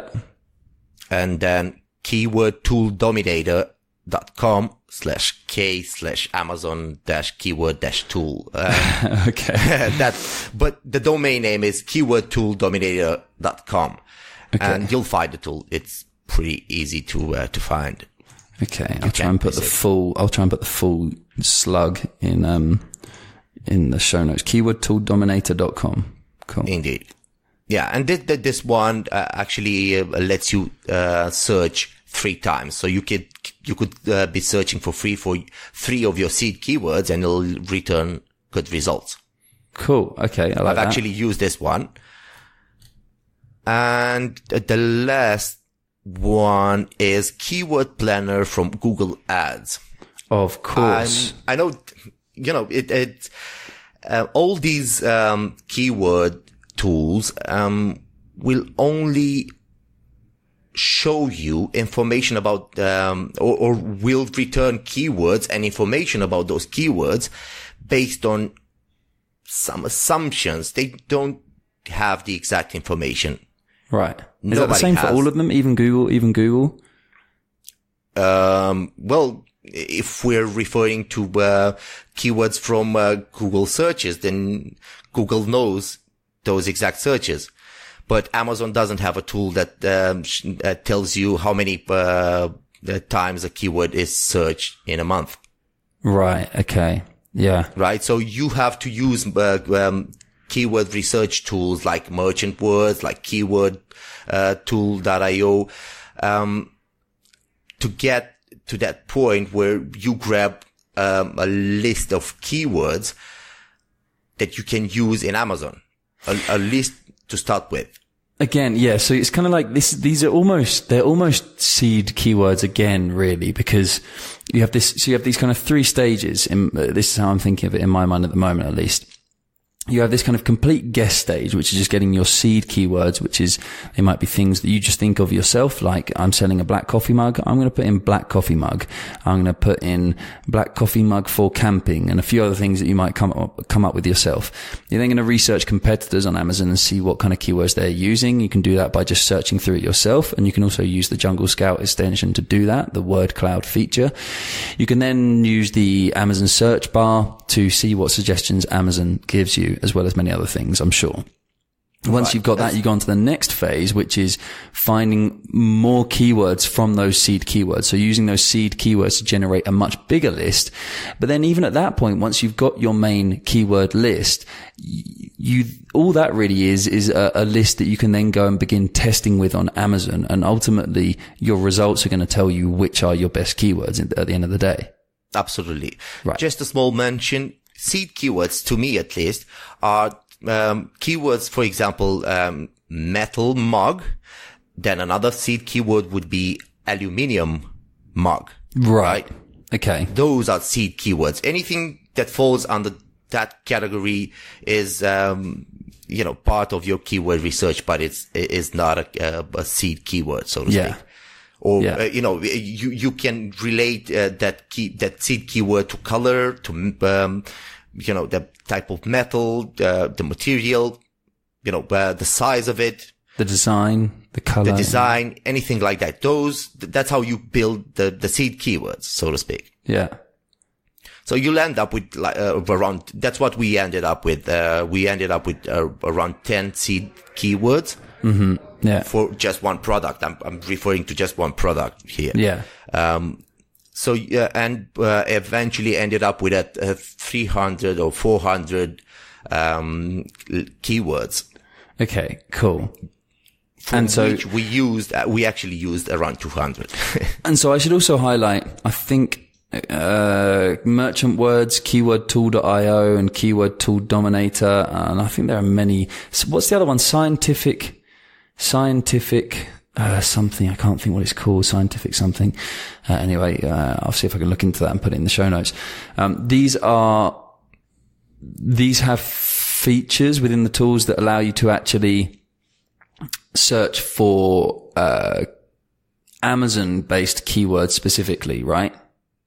Yes. Okay, cool. Yes. All of these will suggest Amazon keywords. Except for Google AdWords. However, Google AdWords is the one that the Google Keyword Planner is probably the one that gives you the most information, right? About those keywords and things. Yeah. Because they've got the most data. That's globally not on Amazon. That's right. And again, sorry, because there's so much information here, and I think it's probably going to be a very long podcast, but I think it's really important to go through all this stuff, especially because I know that when you're starting out, if you've never done PPC before, this can be so fucking complicated and intimidating. It can be super intimidating. And at the end of the day, you want to get it right because you're going to go and spend money on this stuff and you got to make sure you get it right. So let's take the time to go through all the details and bear with us here on this show, guys. I hope it's going to be beneficial to you. Google, there is something to highlight, and that is that Google. So if you check out the term coffee mug on the Google Keyword Planner, it will tell you that there are probably something like 60,000 monthly searches for coffee mug. It's probably a very popular term, that there's high competition and all this kind of stuff. But that doesn't tell you exactly that doesn't directly, correlate with Amazon searches. There's no way of knowing that just because there's a high search volume for coffee mugs on Google, there's going to be a high search volume for coffee mugs on Amazon. Indeed. What it does tell you though is that there's high demand and that it's something that people in general are interested in. So you still get a very good idea. It's not exactly going to be the same, but it still gives you a very good idea. One thing that you have to bear in mind is that Amazon is a very well optimized website for search engines, right? It's a high, excuse me, I don't know what's going on with my throat today. It's a high authority website, which means that if you have a website for your coffee mugs and you also sell your coffee mugs through Amazon, if your website is new, it's going to be very difficult, very, very difficult for you to rank on Google for coffee mugs or search terms similar to coffee mugs. Organically, I mean, because your website doesn't have any SEO juice, right? You haven't got any power behind it yet. You haven't got much traffic. You haven't got any backlinks and things like that. No exposure. However, if you have optimized your website if you've optimized your Amazon listing for Google keywords as well as your Amazon keywords, you will also have the opportunity of appearing in the Google search results. You got to remember you're addressing two different search engines here, Amazon and Google. It's not just the Amazon search engine, because people search for coffee mugs on Amazon, on Google as well. And because Amazon is this high authority website, you have the opportunity to get your listing to show up for people for those search terms on Google as well as those search terms on Amazon. So it is worthwhile bearing in mind, the Google Keyword Planner or the search volume or the competition on Google for certain keywords is going to be relevant to your Amazon listing for Google searches, even though it's not as relevant on Amazon, but it is still going to be incredibly relevant for the Amazon search as well, right? It seems merchantwords.com, for example, offers you this Amazon search estimator. And they use a monthly approximation of how many shoppers are using a specific term. Yeah. And they say it's built with their proprietary artificial intelligence algorithm. But when you press more info to learn how it works, you end up on a 404 or 404 page. So I'm not really sure how that works and how they estimate it, but it's basic stuff. I like it. It's Amazon. It's weird that Amazon hasn't created their own keyword planner, but the result of them not doing that is that there is no definitive, way of doing your keyword research. There are no definitive answers, and it's a lot of guesswork. But at least some of these tools that Cristian's mentioned, such as Merchant Words, Keyword Tool and Keyword Tool Dominator and stuff like that, they're going to help give you a very good idea of where to begin at least. Indeed. Okay. So how do I, I'm asking this because I know that the way you then set up your spreadsheet is a way that I wouldn't necessarily have done it. I'd probably be much more lazy than you. So can you just very quickly explain how you then organize those keywords that you discover in a spreadsheet? So initially what I do is, I use these keywords like, keyword tools like, keywordtool.io and everything else but the keyword planner from Google AdWords, right? Okay. So based on my seed keywords, I use these tools to find more keywords, and then I take those keywords and put them into the Google Planner, Google Ads Planner. Okay, planner, cool. Right? That way, Google Keyword Planner would give me even more keywords to go through. So at this point, you might be putting 30 to 50 keywords into the Google Keyword Planner? Well, you can do with a new keyword planner from Google Ads. You'll only be able to add 3. Oh no, you're kidding! Right, but then you just do it one by one, or like? Exactly.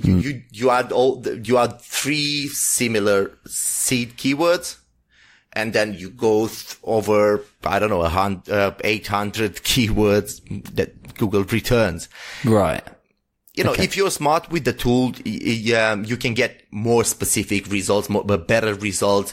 If you exclude words that, in our case, glass mugs or, porcelain mugs or stuff like that. Right. Or not mugs, but porcelain, glass and things like that. You'd exclude them. You'd put them in a negative keyword list, and that negative keyword list within Google Planner. I guess you'd also do location targeting. If you're only selling on the US Amazon, then you only want to filter US results in Google Keyword Planner. Shit like that. Exactly. So once you've done that, and you wanna split the entire list, you might end up with. I ended up with 2,000 keywords, which was not even that big. I've had other campaigns that where I had like 20,000 keywords to go through. So, what? Because the guys were selling a lot more products. I'm talking 2,000 keywords for one product, right? Damn. Yeah. Okay. So it takes time. It takes time, but it's time well spent if you do it right. Yeah. Yeah. Right. So once I went through this 2,000 words list of keywords, I've deleted absolutely all those keywords that were not relevant. But while I was deleting all those keywords that were irrelevant to the business, I've created a negative keywords list. So just before we jump into that, I do want to jump into that because I think it's pretty important. Indeed. Can you also explain how you organize them in the spreadsheet? Because from what I gather, you put your kind of seed keywords into different tabs in the spreadsheet, right? That's how I categorize the keyword list. I create a tab for each keyword seed, and arrange all the keywords based on monthly searches, right? So I know, and not only monthly searches, but relevancy. Yeah. So it's a combination of the two. Yeah. So, and that's how I did it. We ended up with around 10 tabs for, I guess 10. No, it was less than that. It was around 5. Because it's kind of difficult to have, you're not going to have that many seed keywords across the bottom at the end of the day because, it depends on the product, on the type of product. Right. But there are only so many kind of variations of the product because a seed keyword is usually going to involve some kind of feature of the product. Therefore, exactly. If your seed keyword is black coffee mugs, then that's your seed. You can't have another seed that is big black coffee mugs. Exactly. Because big black coffee mugs would be within the black coffee mugs seed tab, right? Absolutely. Yeah.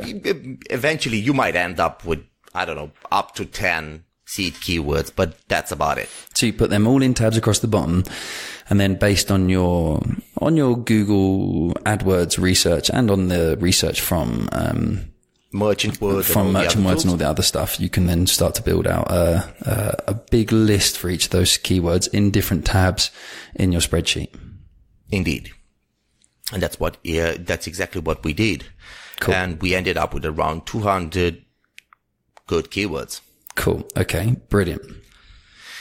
Indeed.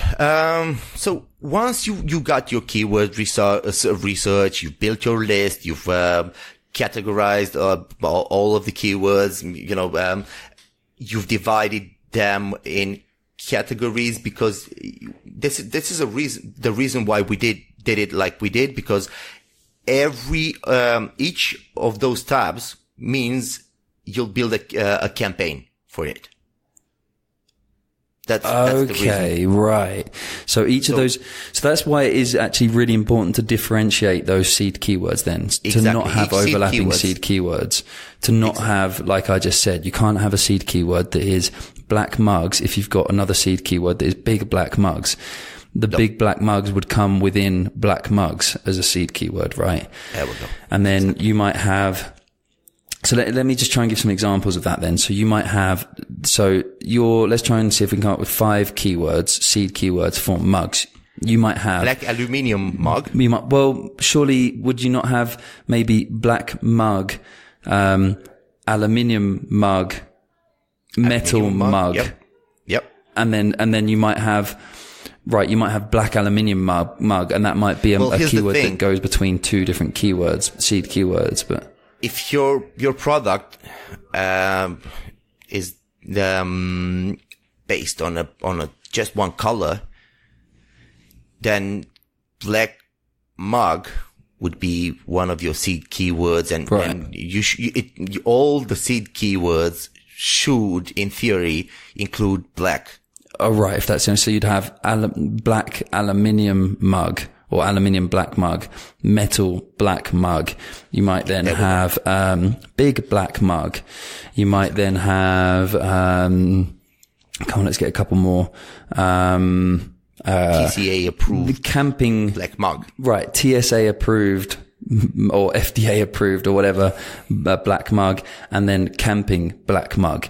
Right. So they might be 5 seed keywords. You should probably have maybe a couple more than that, but 5 is probably enough. And then you'll have all your different lists, your different tabs in your spreadsheet with a bunch of variations of that. Cause if you've got aluminium black mug, you then might have, children's aluminium black mug, or you might have set of 4 aluminium black mugs, right? Or set of, or kit of, aluminium black mugs and things like that, right? That would all then come under metal. So the metal aluminium black mugs would be these: black mug, right? Metal black mug, aluminium black mug, and we just said that, like camping black mug and exactly shit like that. Yeah. Yeah. And then you've got these lists in your spreadsheet, and then now we've got all of our seed keywords in these different tabs. We've got a list in the spreadsheet. Now we're going to have to move over into the actual, Amazon PPC campaign creator, right? So we're now going to move into the Amazon tool. Where do we begin? And you might want, at this point, I don't know, you might want to touch again on this is where the keyword matching comes in as well, because you're going to have to begin your campaigns by selecting what type of matching you want to use for that campaign, right? Well, the keyword matching falls under ad groups. Okay. So let's discuss that very quickly then. What are the different levels within a campaign? So, we first want to talk about, the 2 different, PPC campaigns you can build on Amazon. Okay. One cool. is sponsored product ads. Mm-hmm. And the second one is headline search ads. Right. Search campaigns, but you can only do that, once you've applied for a brand registration. Which you can only do if you've got a trademark for your brand. Indeed. And most of the times you want to do headline search campaigns if you have a collection of products and not just one product. Okay. But so let's forget about it anyway. Forget about that today, but they are very powerful. So when you do get that, I think it's probably best anyway to get some experience with PPC, with the what do you call them? What are the other ads called? With the regular campaigns. Search sponsored campaigns. Product ads. Sponsored product ads. Anyway, before you move on to the headline ads. You want to start with this one, with this type of campaign. It's what you need. And, I don't think, if you're new to Amazon, you won't be able to do the headline ones anyway. Okay. So start with these. Cool. So we've got then we've got the campaign level, right? What is the top campaign level? Right. So, you want to build 2 types of campaigns, the automated ones and the manual search ones. The reason why you want an automated campaign Okay, hold on. Sorry, Cristian. Sorry, I'm really sorry, buddy. Can we just go and explain what the different levels are first so people can understand what's the difference between a campaign, an ad group, an ad, and all that kind of stuff? That's what I mean. Sorry. So what is the campaign level? What does a campaign, why is a campaign different from an ad group? A campaign contains ad groups, right? And the ad groups contain the keywords you want to target. Okay, wait, let's backtrack. You got 3 levels as far as I'm aware, right? Yep. What are those levels? Campaign, ad groups, and keywords. Is it keywords or is it ads? Well, your ad is your product. You just add the product. Okay, cool. Right. So really there are 2 levels. You just got you got campaigns and ad groups. Indeed. Right. And in campaigns, what do you select? You don't need to explain why you select them, but what do you select within the campaign level? At campaign level, there's not much to select. You just name it. You assign a budget. You add the negative keywords if you want to add negative keywords at campaign level, because you can also add them as negative on the ad group level. But you also select whether it's an automatic or a manual campaign, right? You select if it's an automated or a manual one, and you can tell Amazon to bid more if it thinks a user will convert. So those are things you can do on the campaign level, and we'll come back to what you should do next. And then what do you do on the... Go on. And then there's campaign reporting. On the campaign level as well. Okay, yeah. And then what do you do on the ad group level? So now that you've set up all these, you'll be asked to create your first ad group, right? Yeah. This is where campaign structuring comes in. You gotta. This is how we do it. You can do it your own way. No. Sorry, I'm really sorry, buddy. But can you just explain what do you do? What can you do? What is the ad group level for? What's the purpose of the ad group level? What do you select on the ad group level? What do you set up? So this is where. So once you finish with creating the campaign, you are asked to create ad groups, right? Yeah. You will be asked to name your ad group. In our case, we name it broad match, because under this ad group, we want to add all the keywords with broad matching. So ad group is where you add all your keywords, basically. Is that the main function of it? Indeed. And this is where you do the bidding.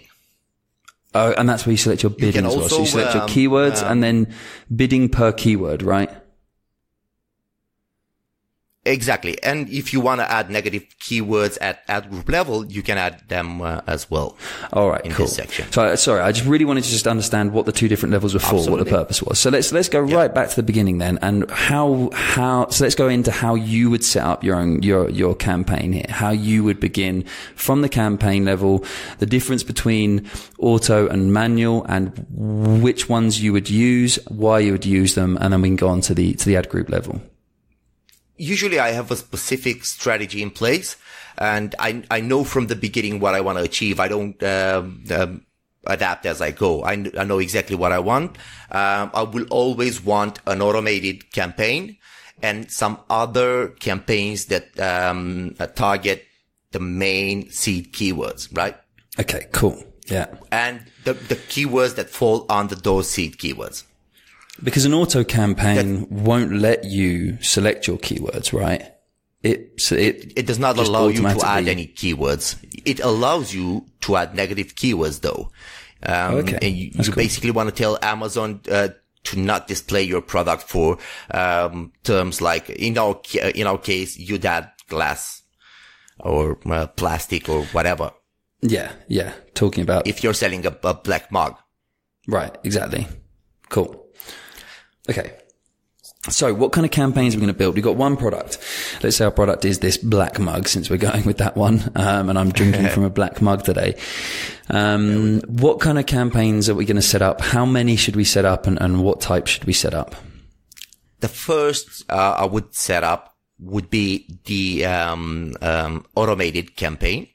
Mm-hmm. You need this one Not because you don't have a list of keywords, not because you don't know the market, but because you don't know all the keywords that people search for on Amazon for your product. So what this does, it helps you understand how people search and search for your product, and which of the search terms people used convert the most. Right. Once you get this information, you get from the reports, right? You got to generate some reports. We'll discuss that a bit later. But the reason why you need an automated campaign is for you to grab converting keywords, and add them in your normal manual search campaigns under exact match. So let me just confirm and check that I understand that correctly. I think I understood this already, but an auto campaign is essentially continuing your keyword research. It's very much part of the process that we were talking about before, where we were saying, although you can research on AdWords and you can research on all these tools that we've mentioned, you still don't know what converts on Amazon. You still don't know exactly, definitively, which keywords are going to not only convert on Amazon, but which keywords convert for your product itself as well, which is its own unique thing. And so by setting up an auto campaign, Amazon will basically try out a bunch of different keyword combinations for you in order to try and find combinations that work. And you'll then see... Go on. It probably scans your page and identifies the keywords you've targeted, and it'll probably match those keywords with some other information they already have. Right, they will match your product. So it's important to have already... keywords that... It's important to have already put a lot of your seed words into your product listing so that you give as much information as you can to Amazon to begin with. Well, yeah, that's how it knows. That's how it knows. Exactly. And that's how it matches your listing with similar keywords that you don't even have in your other campaigns because you didn't know about them. So here's the thing. So you're setting up your auto campaigns that Amazon can go and try and create new keyword combinations, long tail keyword terms, right?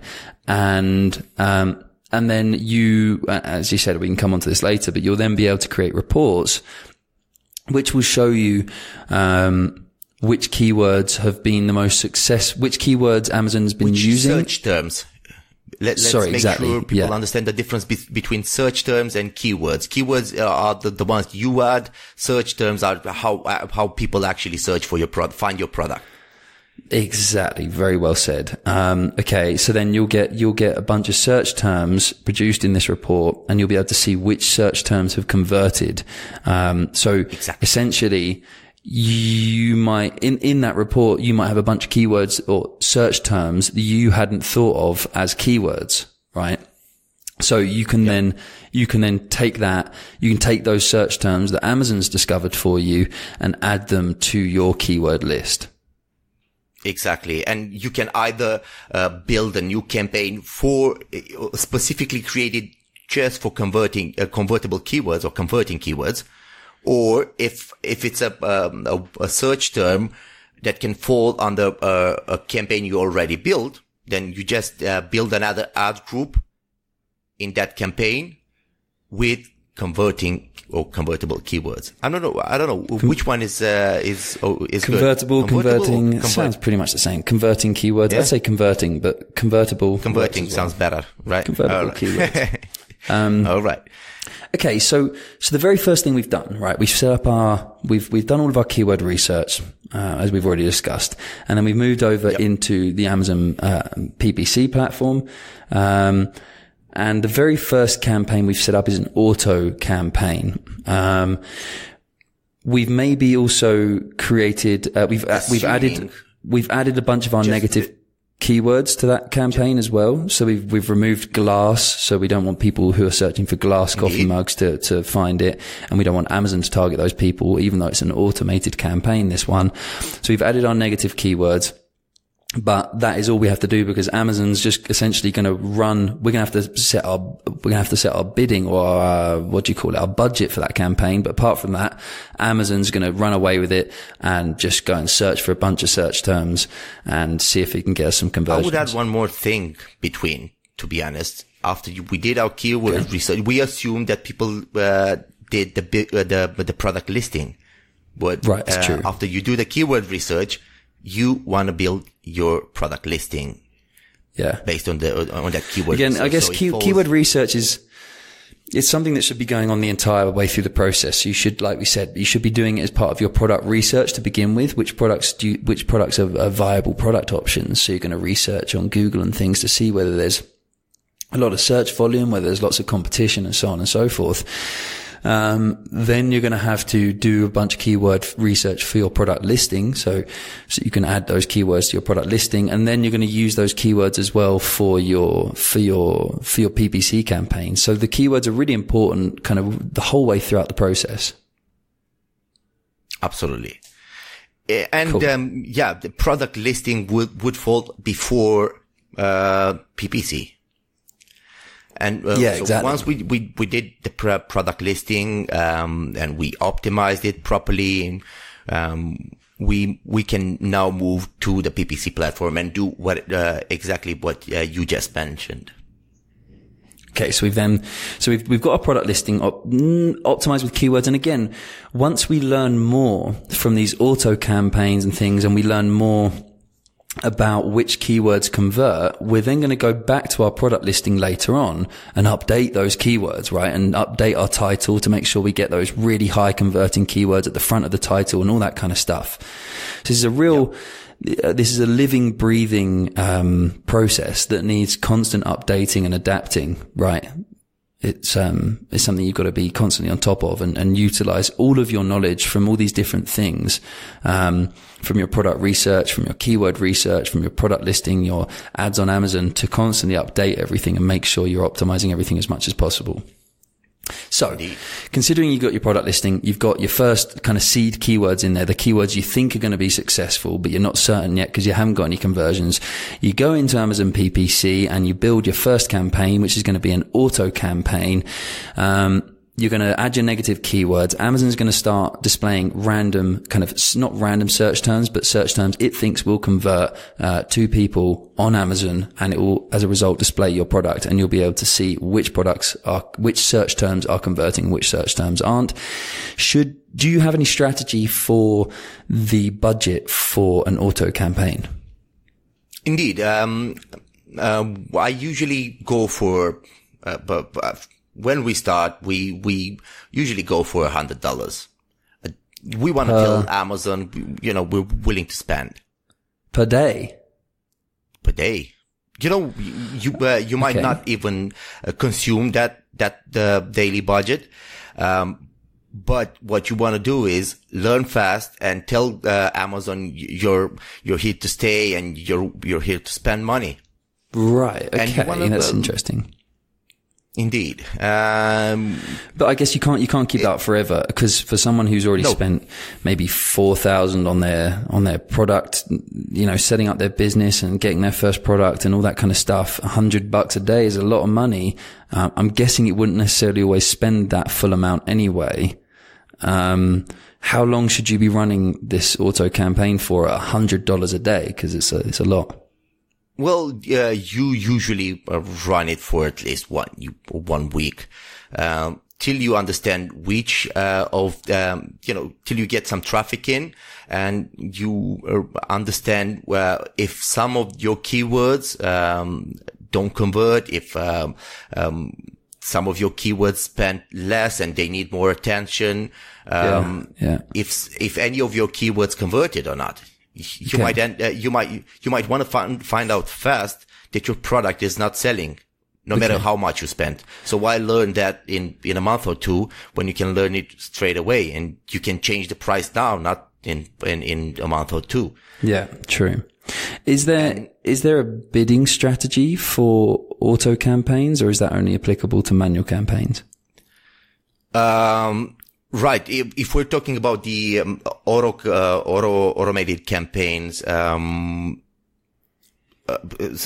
I probably made a confusion. You were referring when you said you mentioned about the budget. You were referring only to the automated campaign, right? Right. Yeah, I'm talking about just that campaign. All right. You're talking about all campaigns. I don't go for it because the automated campaign is a continuous process of learning. You want to put that at, I don't know, $10 probably per day, even less. Okay. I guess it's between $5 and $10. Because really the correct me if I'm wrong, the objective or the purpose of the auto campaign is not to get you profitable sales. It's to learn data.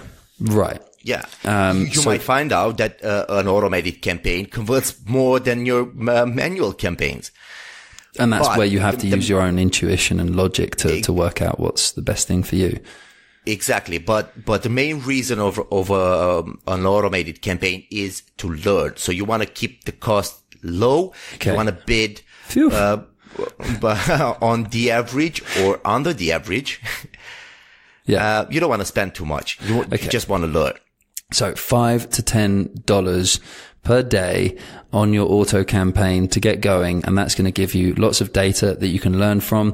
And you're then, I'm guessing now that we know that you're talking about a $100 budget for, per day for all of your campaigns. Let's move on to the second campaign that you'd create. Before we do, is there a bidding strategy for auto campaigns?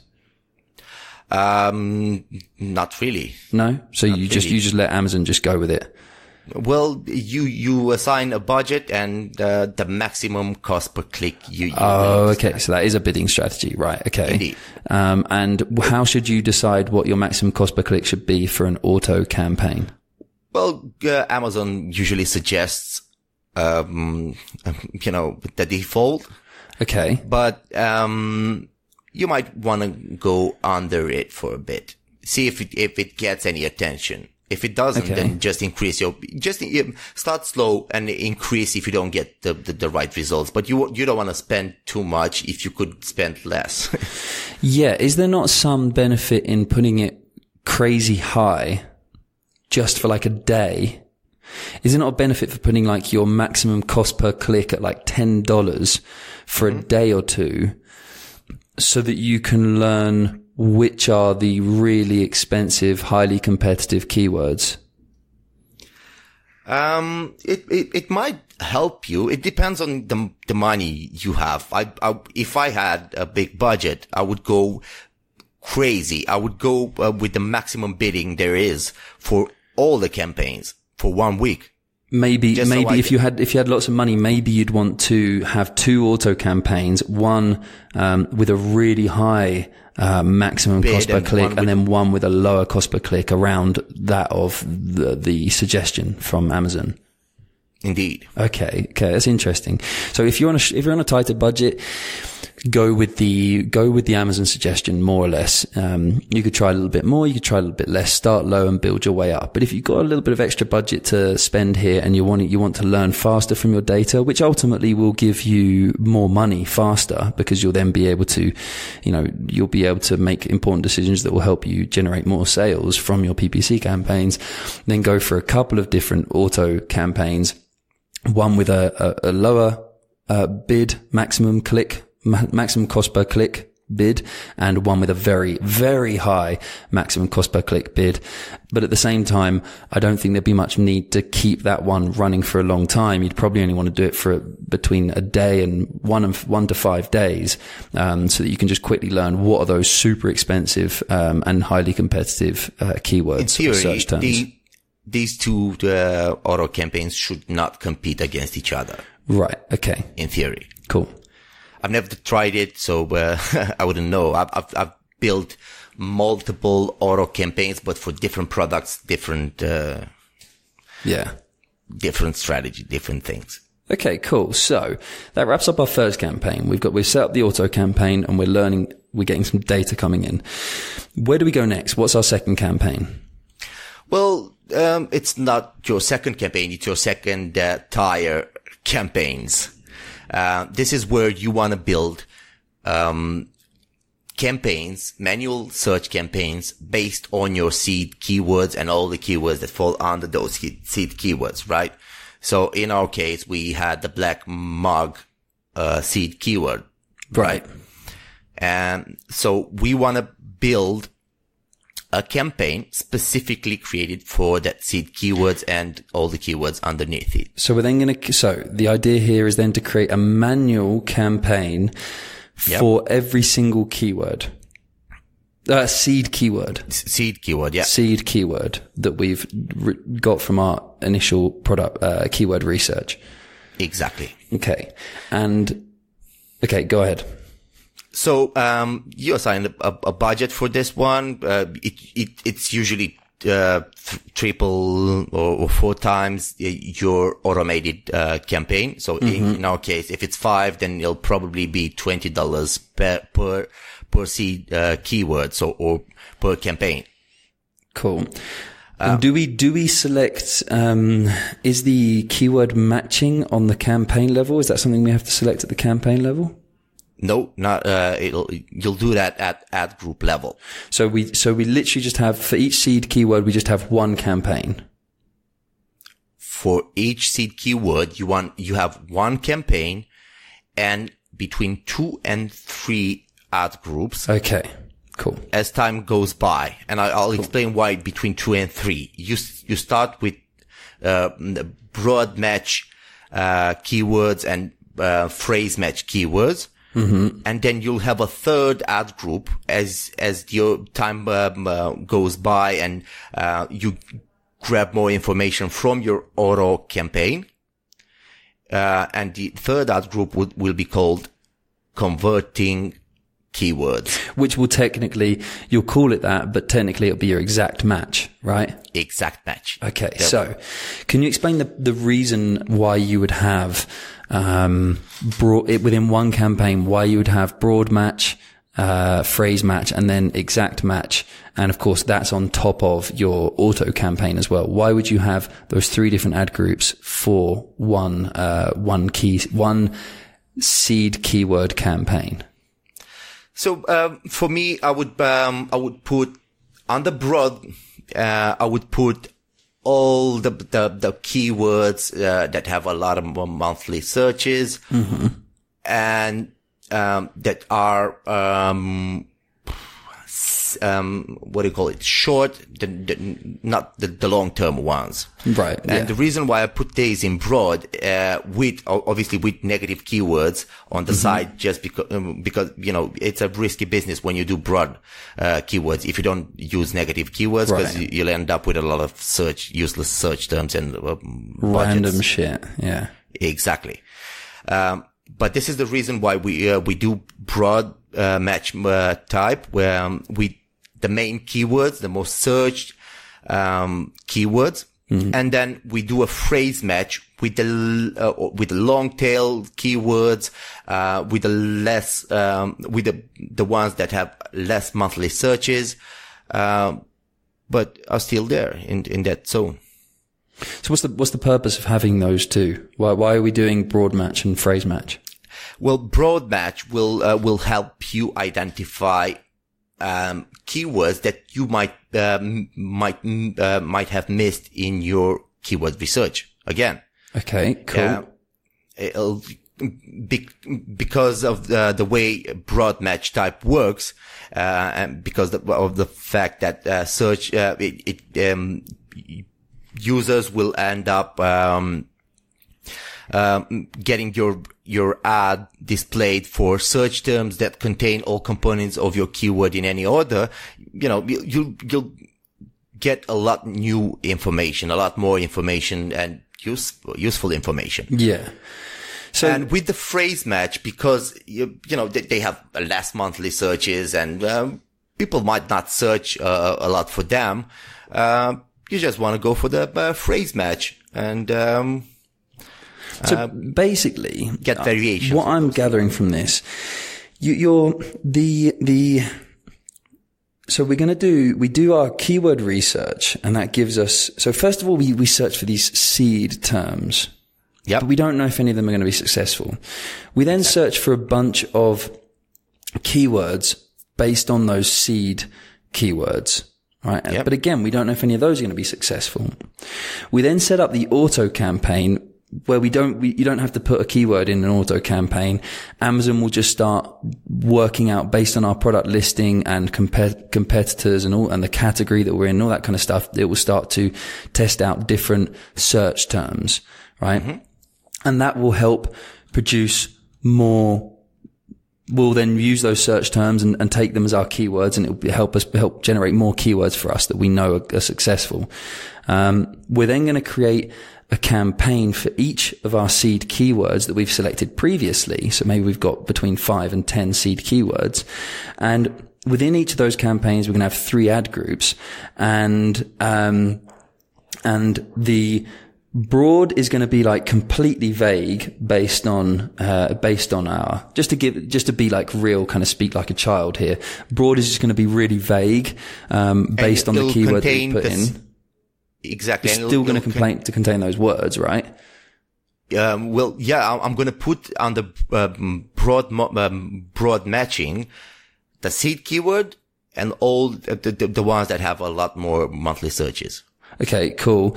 Yeah, exactly. Right. All the other ones that we got in our big list on our spreadsheet from that one seed keyword, right? So we're going to name the campaign the seed keyword, but then when we actually put in the keywords for that ad group, we're going to put in that big list that we put in our spreadsheet that are keywords based on that seed keyword. And then we're going to set that as broad matching. So it's then going to go and find a bunch of random combinations of those words and find out what works and what doesn't. We'll find out what works and what doesn't, because we can then go turning off the ones that aren't working, that are spending a bunch of money and not converting, and we'll be able to see which ones are converting.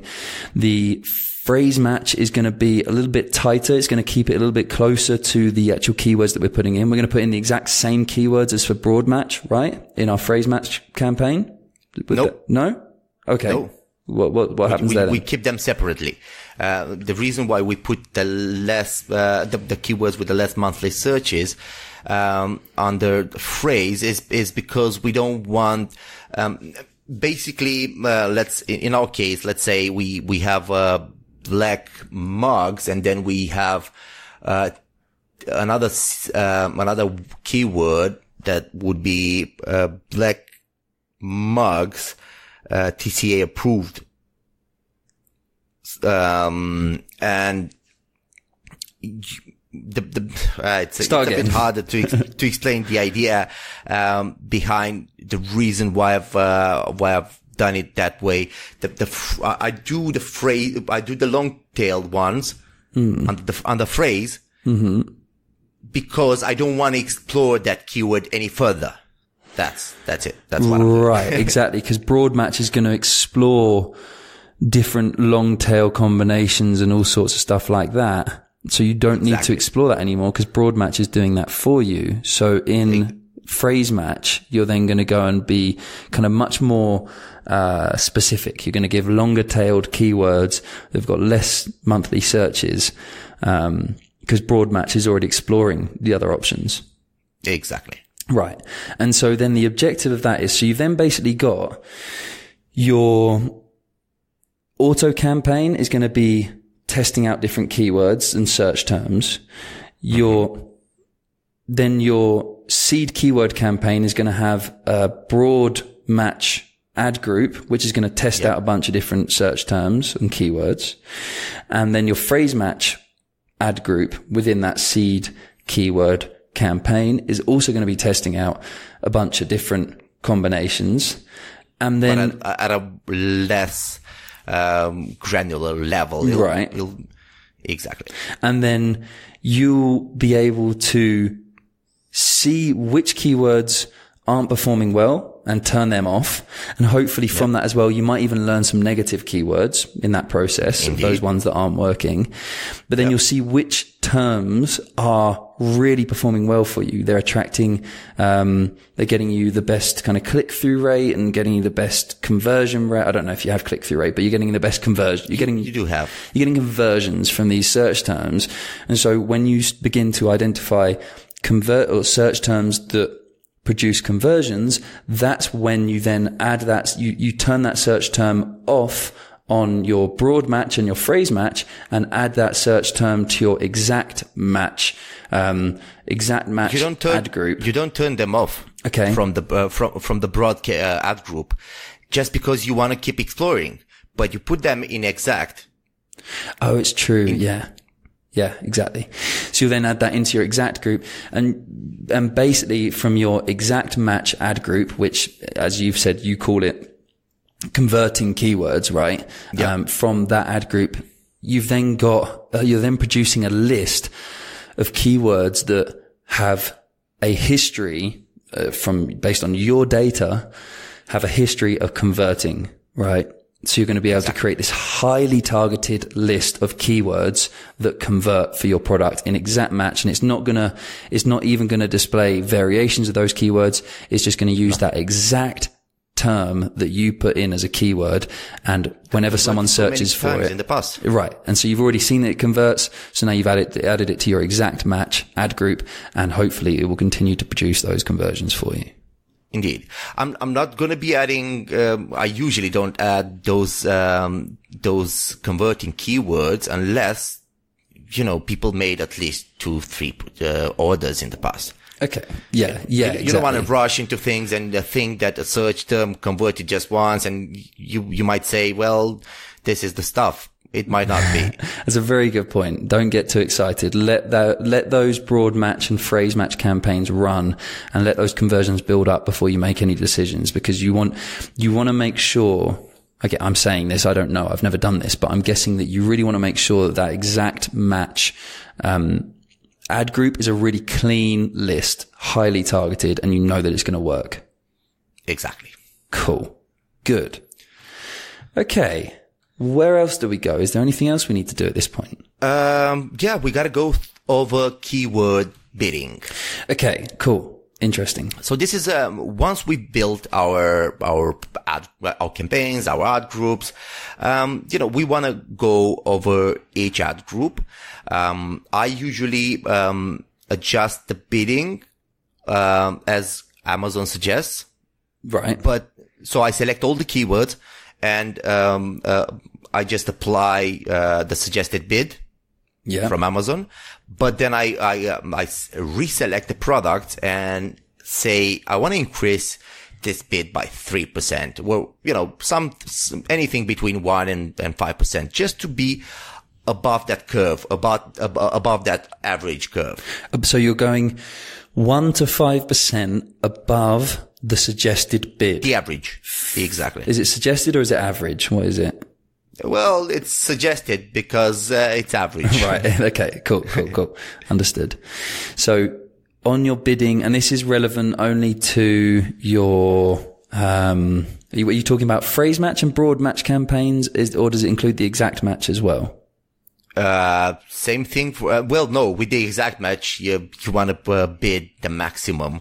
Right. Amazon will suggest. So usually, Amazon will tell you, how people bid, and will tell you an average. Okay. And you want to go on the exact match ones because those are your high converting ones. You want to make sure that you're getting all the clicks you can because they're going to convert for you. So you want to kind of go. You want to play around with the bidding, with the keyword bidding. You might not want to spend more than you need to. Right. You might. This is the important thing as well, I guess. You have to realize your broad match and phrase match ad groups and your auto campaign are not for generating profit. Now, if you can generate profit, then you should, of course. That's a fantastic bonus. And they hopefully they will. But the objective for you as a seller is to learn data from those different ads. The exact match ad group is about profitability. Yep. Right. And the only objective of that ad group is to generate sales that are profitable.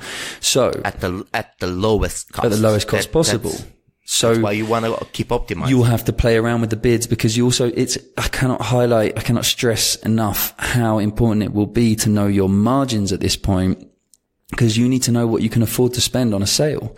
If your profit margin is $10 and it's costing you $10 to get a sale, then you're only breaking even. So it may be a great convertible keyword or converting keyword, but it's not a profitable keyword, even though it's a converting keyword. So that's another factor you have to consider. Just because a keyword converts does not mean that it's profitable, or does not mean that it's a good keyword for you unless it's profitable. Exactly. So, try to decrease, for this, exact match, ad group. Right. Try to decrease, that a keyword converts, but you want to decrease it slightly, every, a week, every 2 weeks. You want to decrease it and see if it converts the same. Yeah, because as long as it doesn't impact the number of conversions you're getting, then you're going to be saving money. But then you might notice one day, damn, we were getting 10 conversions per week from this keyword, and now we're only getting 5. Maybe that's because we put the bidding down. What do we want? Do we want more profit and less sales, or do you want a little less profit and more sales? And that's a decision you can make at that point. Exactly. Okay, cool. Really cool. Indeed. And, as I mentioned before, we got to talk about the negative keywords. Mm-hmm. Yes. Major thing. If you don't do that, you'll be sorry. Right. You want to add negative keywords to your auto bid campaigns and to your manual search campaigns. Okay. Yes. Absolutely needed. If you don't do it, then your product listings will be displayed for people that use search terms irrelevant to your business, and you'll be losing a lot of money. I feel like that is something that real amateurs or novices forget to do. No, you'd be amazed. And even, I suppose, even, experienced sellers. I just think it's, I know it's something I've overlooked many times in the past with AdWords and things like that. And a negative keyword list can save you a lot of money. It can save you from bidding on if you're selling a metal coffee mug, why the hell would you want to ever bid for a click for someone searching for glass coffee mugs? Exactly. Put glass on that negative keyword list. Yeah. If you allow plastic mugs to be displayed, and you're opening a whole different, a whole new market. Yeah.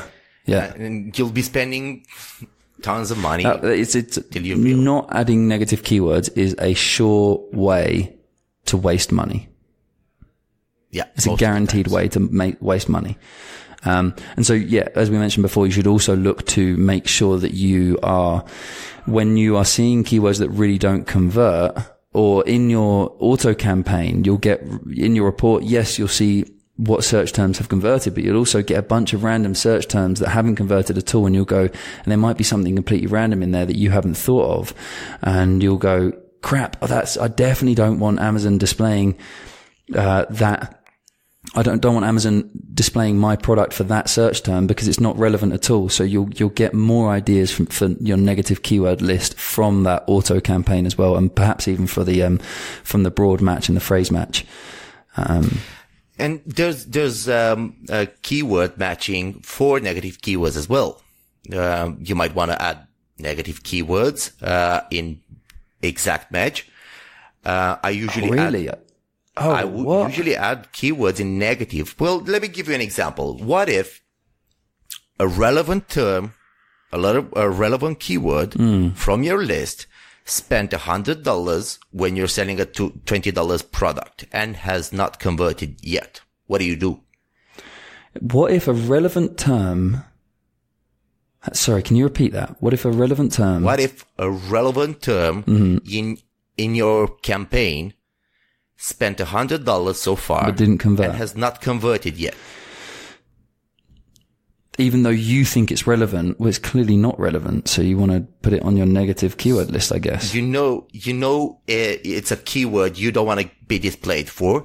You'll pause it in this campaign, but you'll add it as a negative keyword in exact match, because you want to still be displayed for the other terms. Yeah.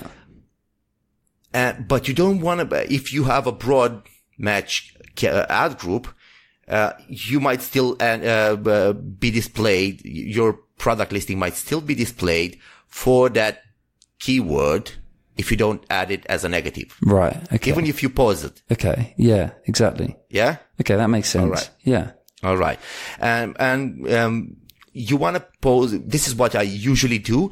If I identify words within within the search terms or the keywords, list that I'm creating, right? Let's split the two. If I'm creating a list of keywords, right, to use in my campaigns. Your exact match campaigns, do you mean? Or just general? No, we're going back to the beginning. Just okay. The general campaign, everything, right? We're talking about the search, the keyword research. My apologies. Right, yeah, okay. So I'm talking about the keyword research, the initial keyword research. I'm going over all these keywords. I'm deleting some of them, but while I'm deleting the irrelevant ones, I'm going to take, I'm going to look at some of these words that keywords that I just deleted, and I'm going to pick words that are absolutely irrelevant, like glass, like we mentioned before, like plastic, whatever, like wood. I'm going to identify all those words, not the entire keyword, just that part of the keyword. And I'm going to put it in a negative keywords list, right? So you're not just going to delete them from your final keywords list. You're going to delete them plus add them to a negative keyword list. Right. Okay. But I'm going to add these as phrase match because I will never want Amazon to display my product listing for a keyword containing glass at any point. So that's why I put it in phrase match. So you can literally choose exact match, phrase match, and broad match for negative keywords as well. And that's the reason. If we know it's glass, we never want to have a broad match term or search term that includes glass. Therefore, we're going to add it as, would you add it as exact a phrase or and a broad? can you do multiple for each ad group? Can we add? Yeah, of course. Can I add glass as an exact match negative keyword and glass as a broad and as a phrase match negative keyword for the same ad group? Absolutely. Brilliant. Okay. I love that. I've never heard of that before. Because there might be cases where you need it. You absolutely need it. That makes a lot of sense. But at the same time, if it's like you've noticed that you're getting, so if you've noticed from one of the campaigns that you think it's relevant, but it's had, you spent $100 and it's had 0 conversions. Let's say we're selling a black metal coffee mug, right? And you've spent $100 on black coffee mug. And that keyword is under the phrase match, for example.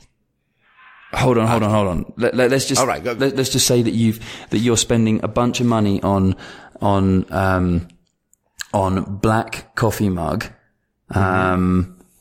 And you've noticed that you spent $100, but you're not getting any conversions from it. You would add that as a negative keyword, but you'd add it as an exact match.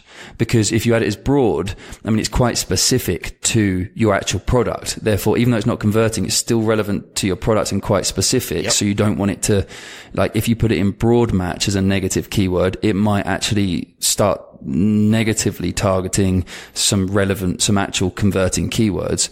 Therefore, you would only add that one as an exact match negative keyword. However, the single word glass, you never want to be in any search terms that are targeted. Therefore, you'd add that as an exact match, broad match, and phrase match negative keyword. Exactly. Yes, I'm getting there, Cristian. Yeah, cool. You nailed it. Cool. Okay. Makes a lot of sense. I hope you guys understood that because I think that was a really, really important part. If you were to see that, in our case, black coffee mug, wasn't converting and you added that as a broad match negative keyword, that could potentially really screw you over because it's still very relevant to your product. Even though it's not converting. So just be very careful with that, guys. Indeed. Wow. I'm overwhelmed. That's about it. You know, you got to keep a look on absolutely everything that's going on. You got to keep pushing, keep updating bids, keep updating your negative keywords list, keep updating your listing. With the listing, so when you get those exact match keywords, they're in your converting keywords list. Yep. You want to update your product listing with those keywords as well. Yep. Wow, lots of information. Let's have a quick summary here, because we're about to reach the 2.5 hour mark. This is the longest podcast we've ever done, but I think it's also going to be one of the most valuable if you're thinking about selling on Amazon. Even if you're already selling on Amazon, I hope this is going to be one of the most valuable podcasts we've done for you, because I think there's some really good stuff in here. I'm sorry it's taken so long, but I think it's really important to dissect this in every way that we can. So just to briefly summarize, and I won't go over absolutely everything, but to briefly summarize, you're going to want to begin this entire process with your seed keyword research. And your keyword research, again, remember, this is something you should have been doing the whole way through the process, from your product research to it's going to be part of your product listing. It's going to be part of your PPC campaigns. We're going to start by searching for those seed keywords, and we can do that by looking at our competition, looking at what Amazon suggests in the search bar, and we can use the Jungle Scout extension function for the word cloud function. And there are probably some other ways you can look for seed keywords as well. Just think of things that you think might be seed keywords.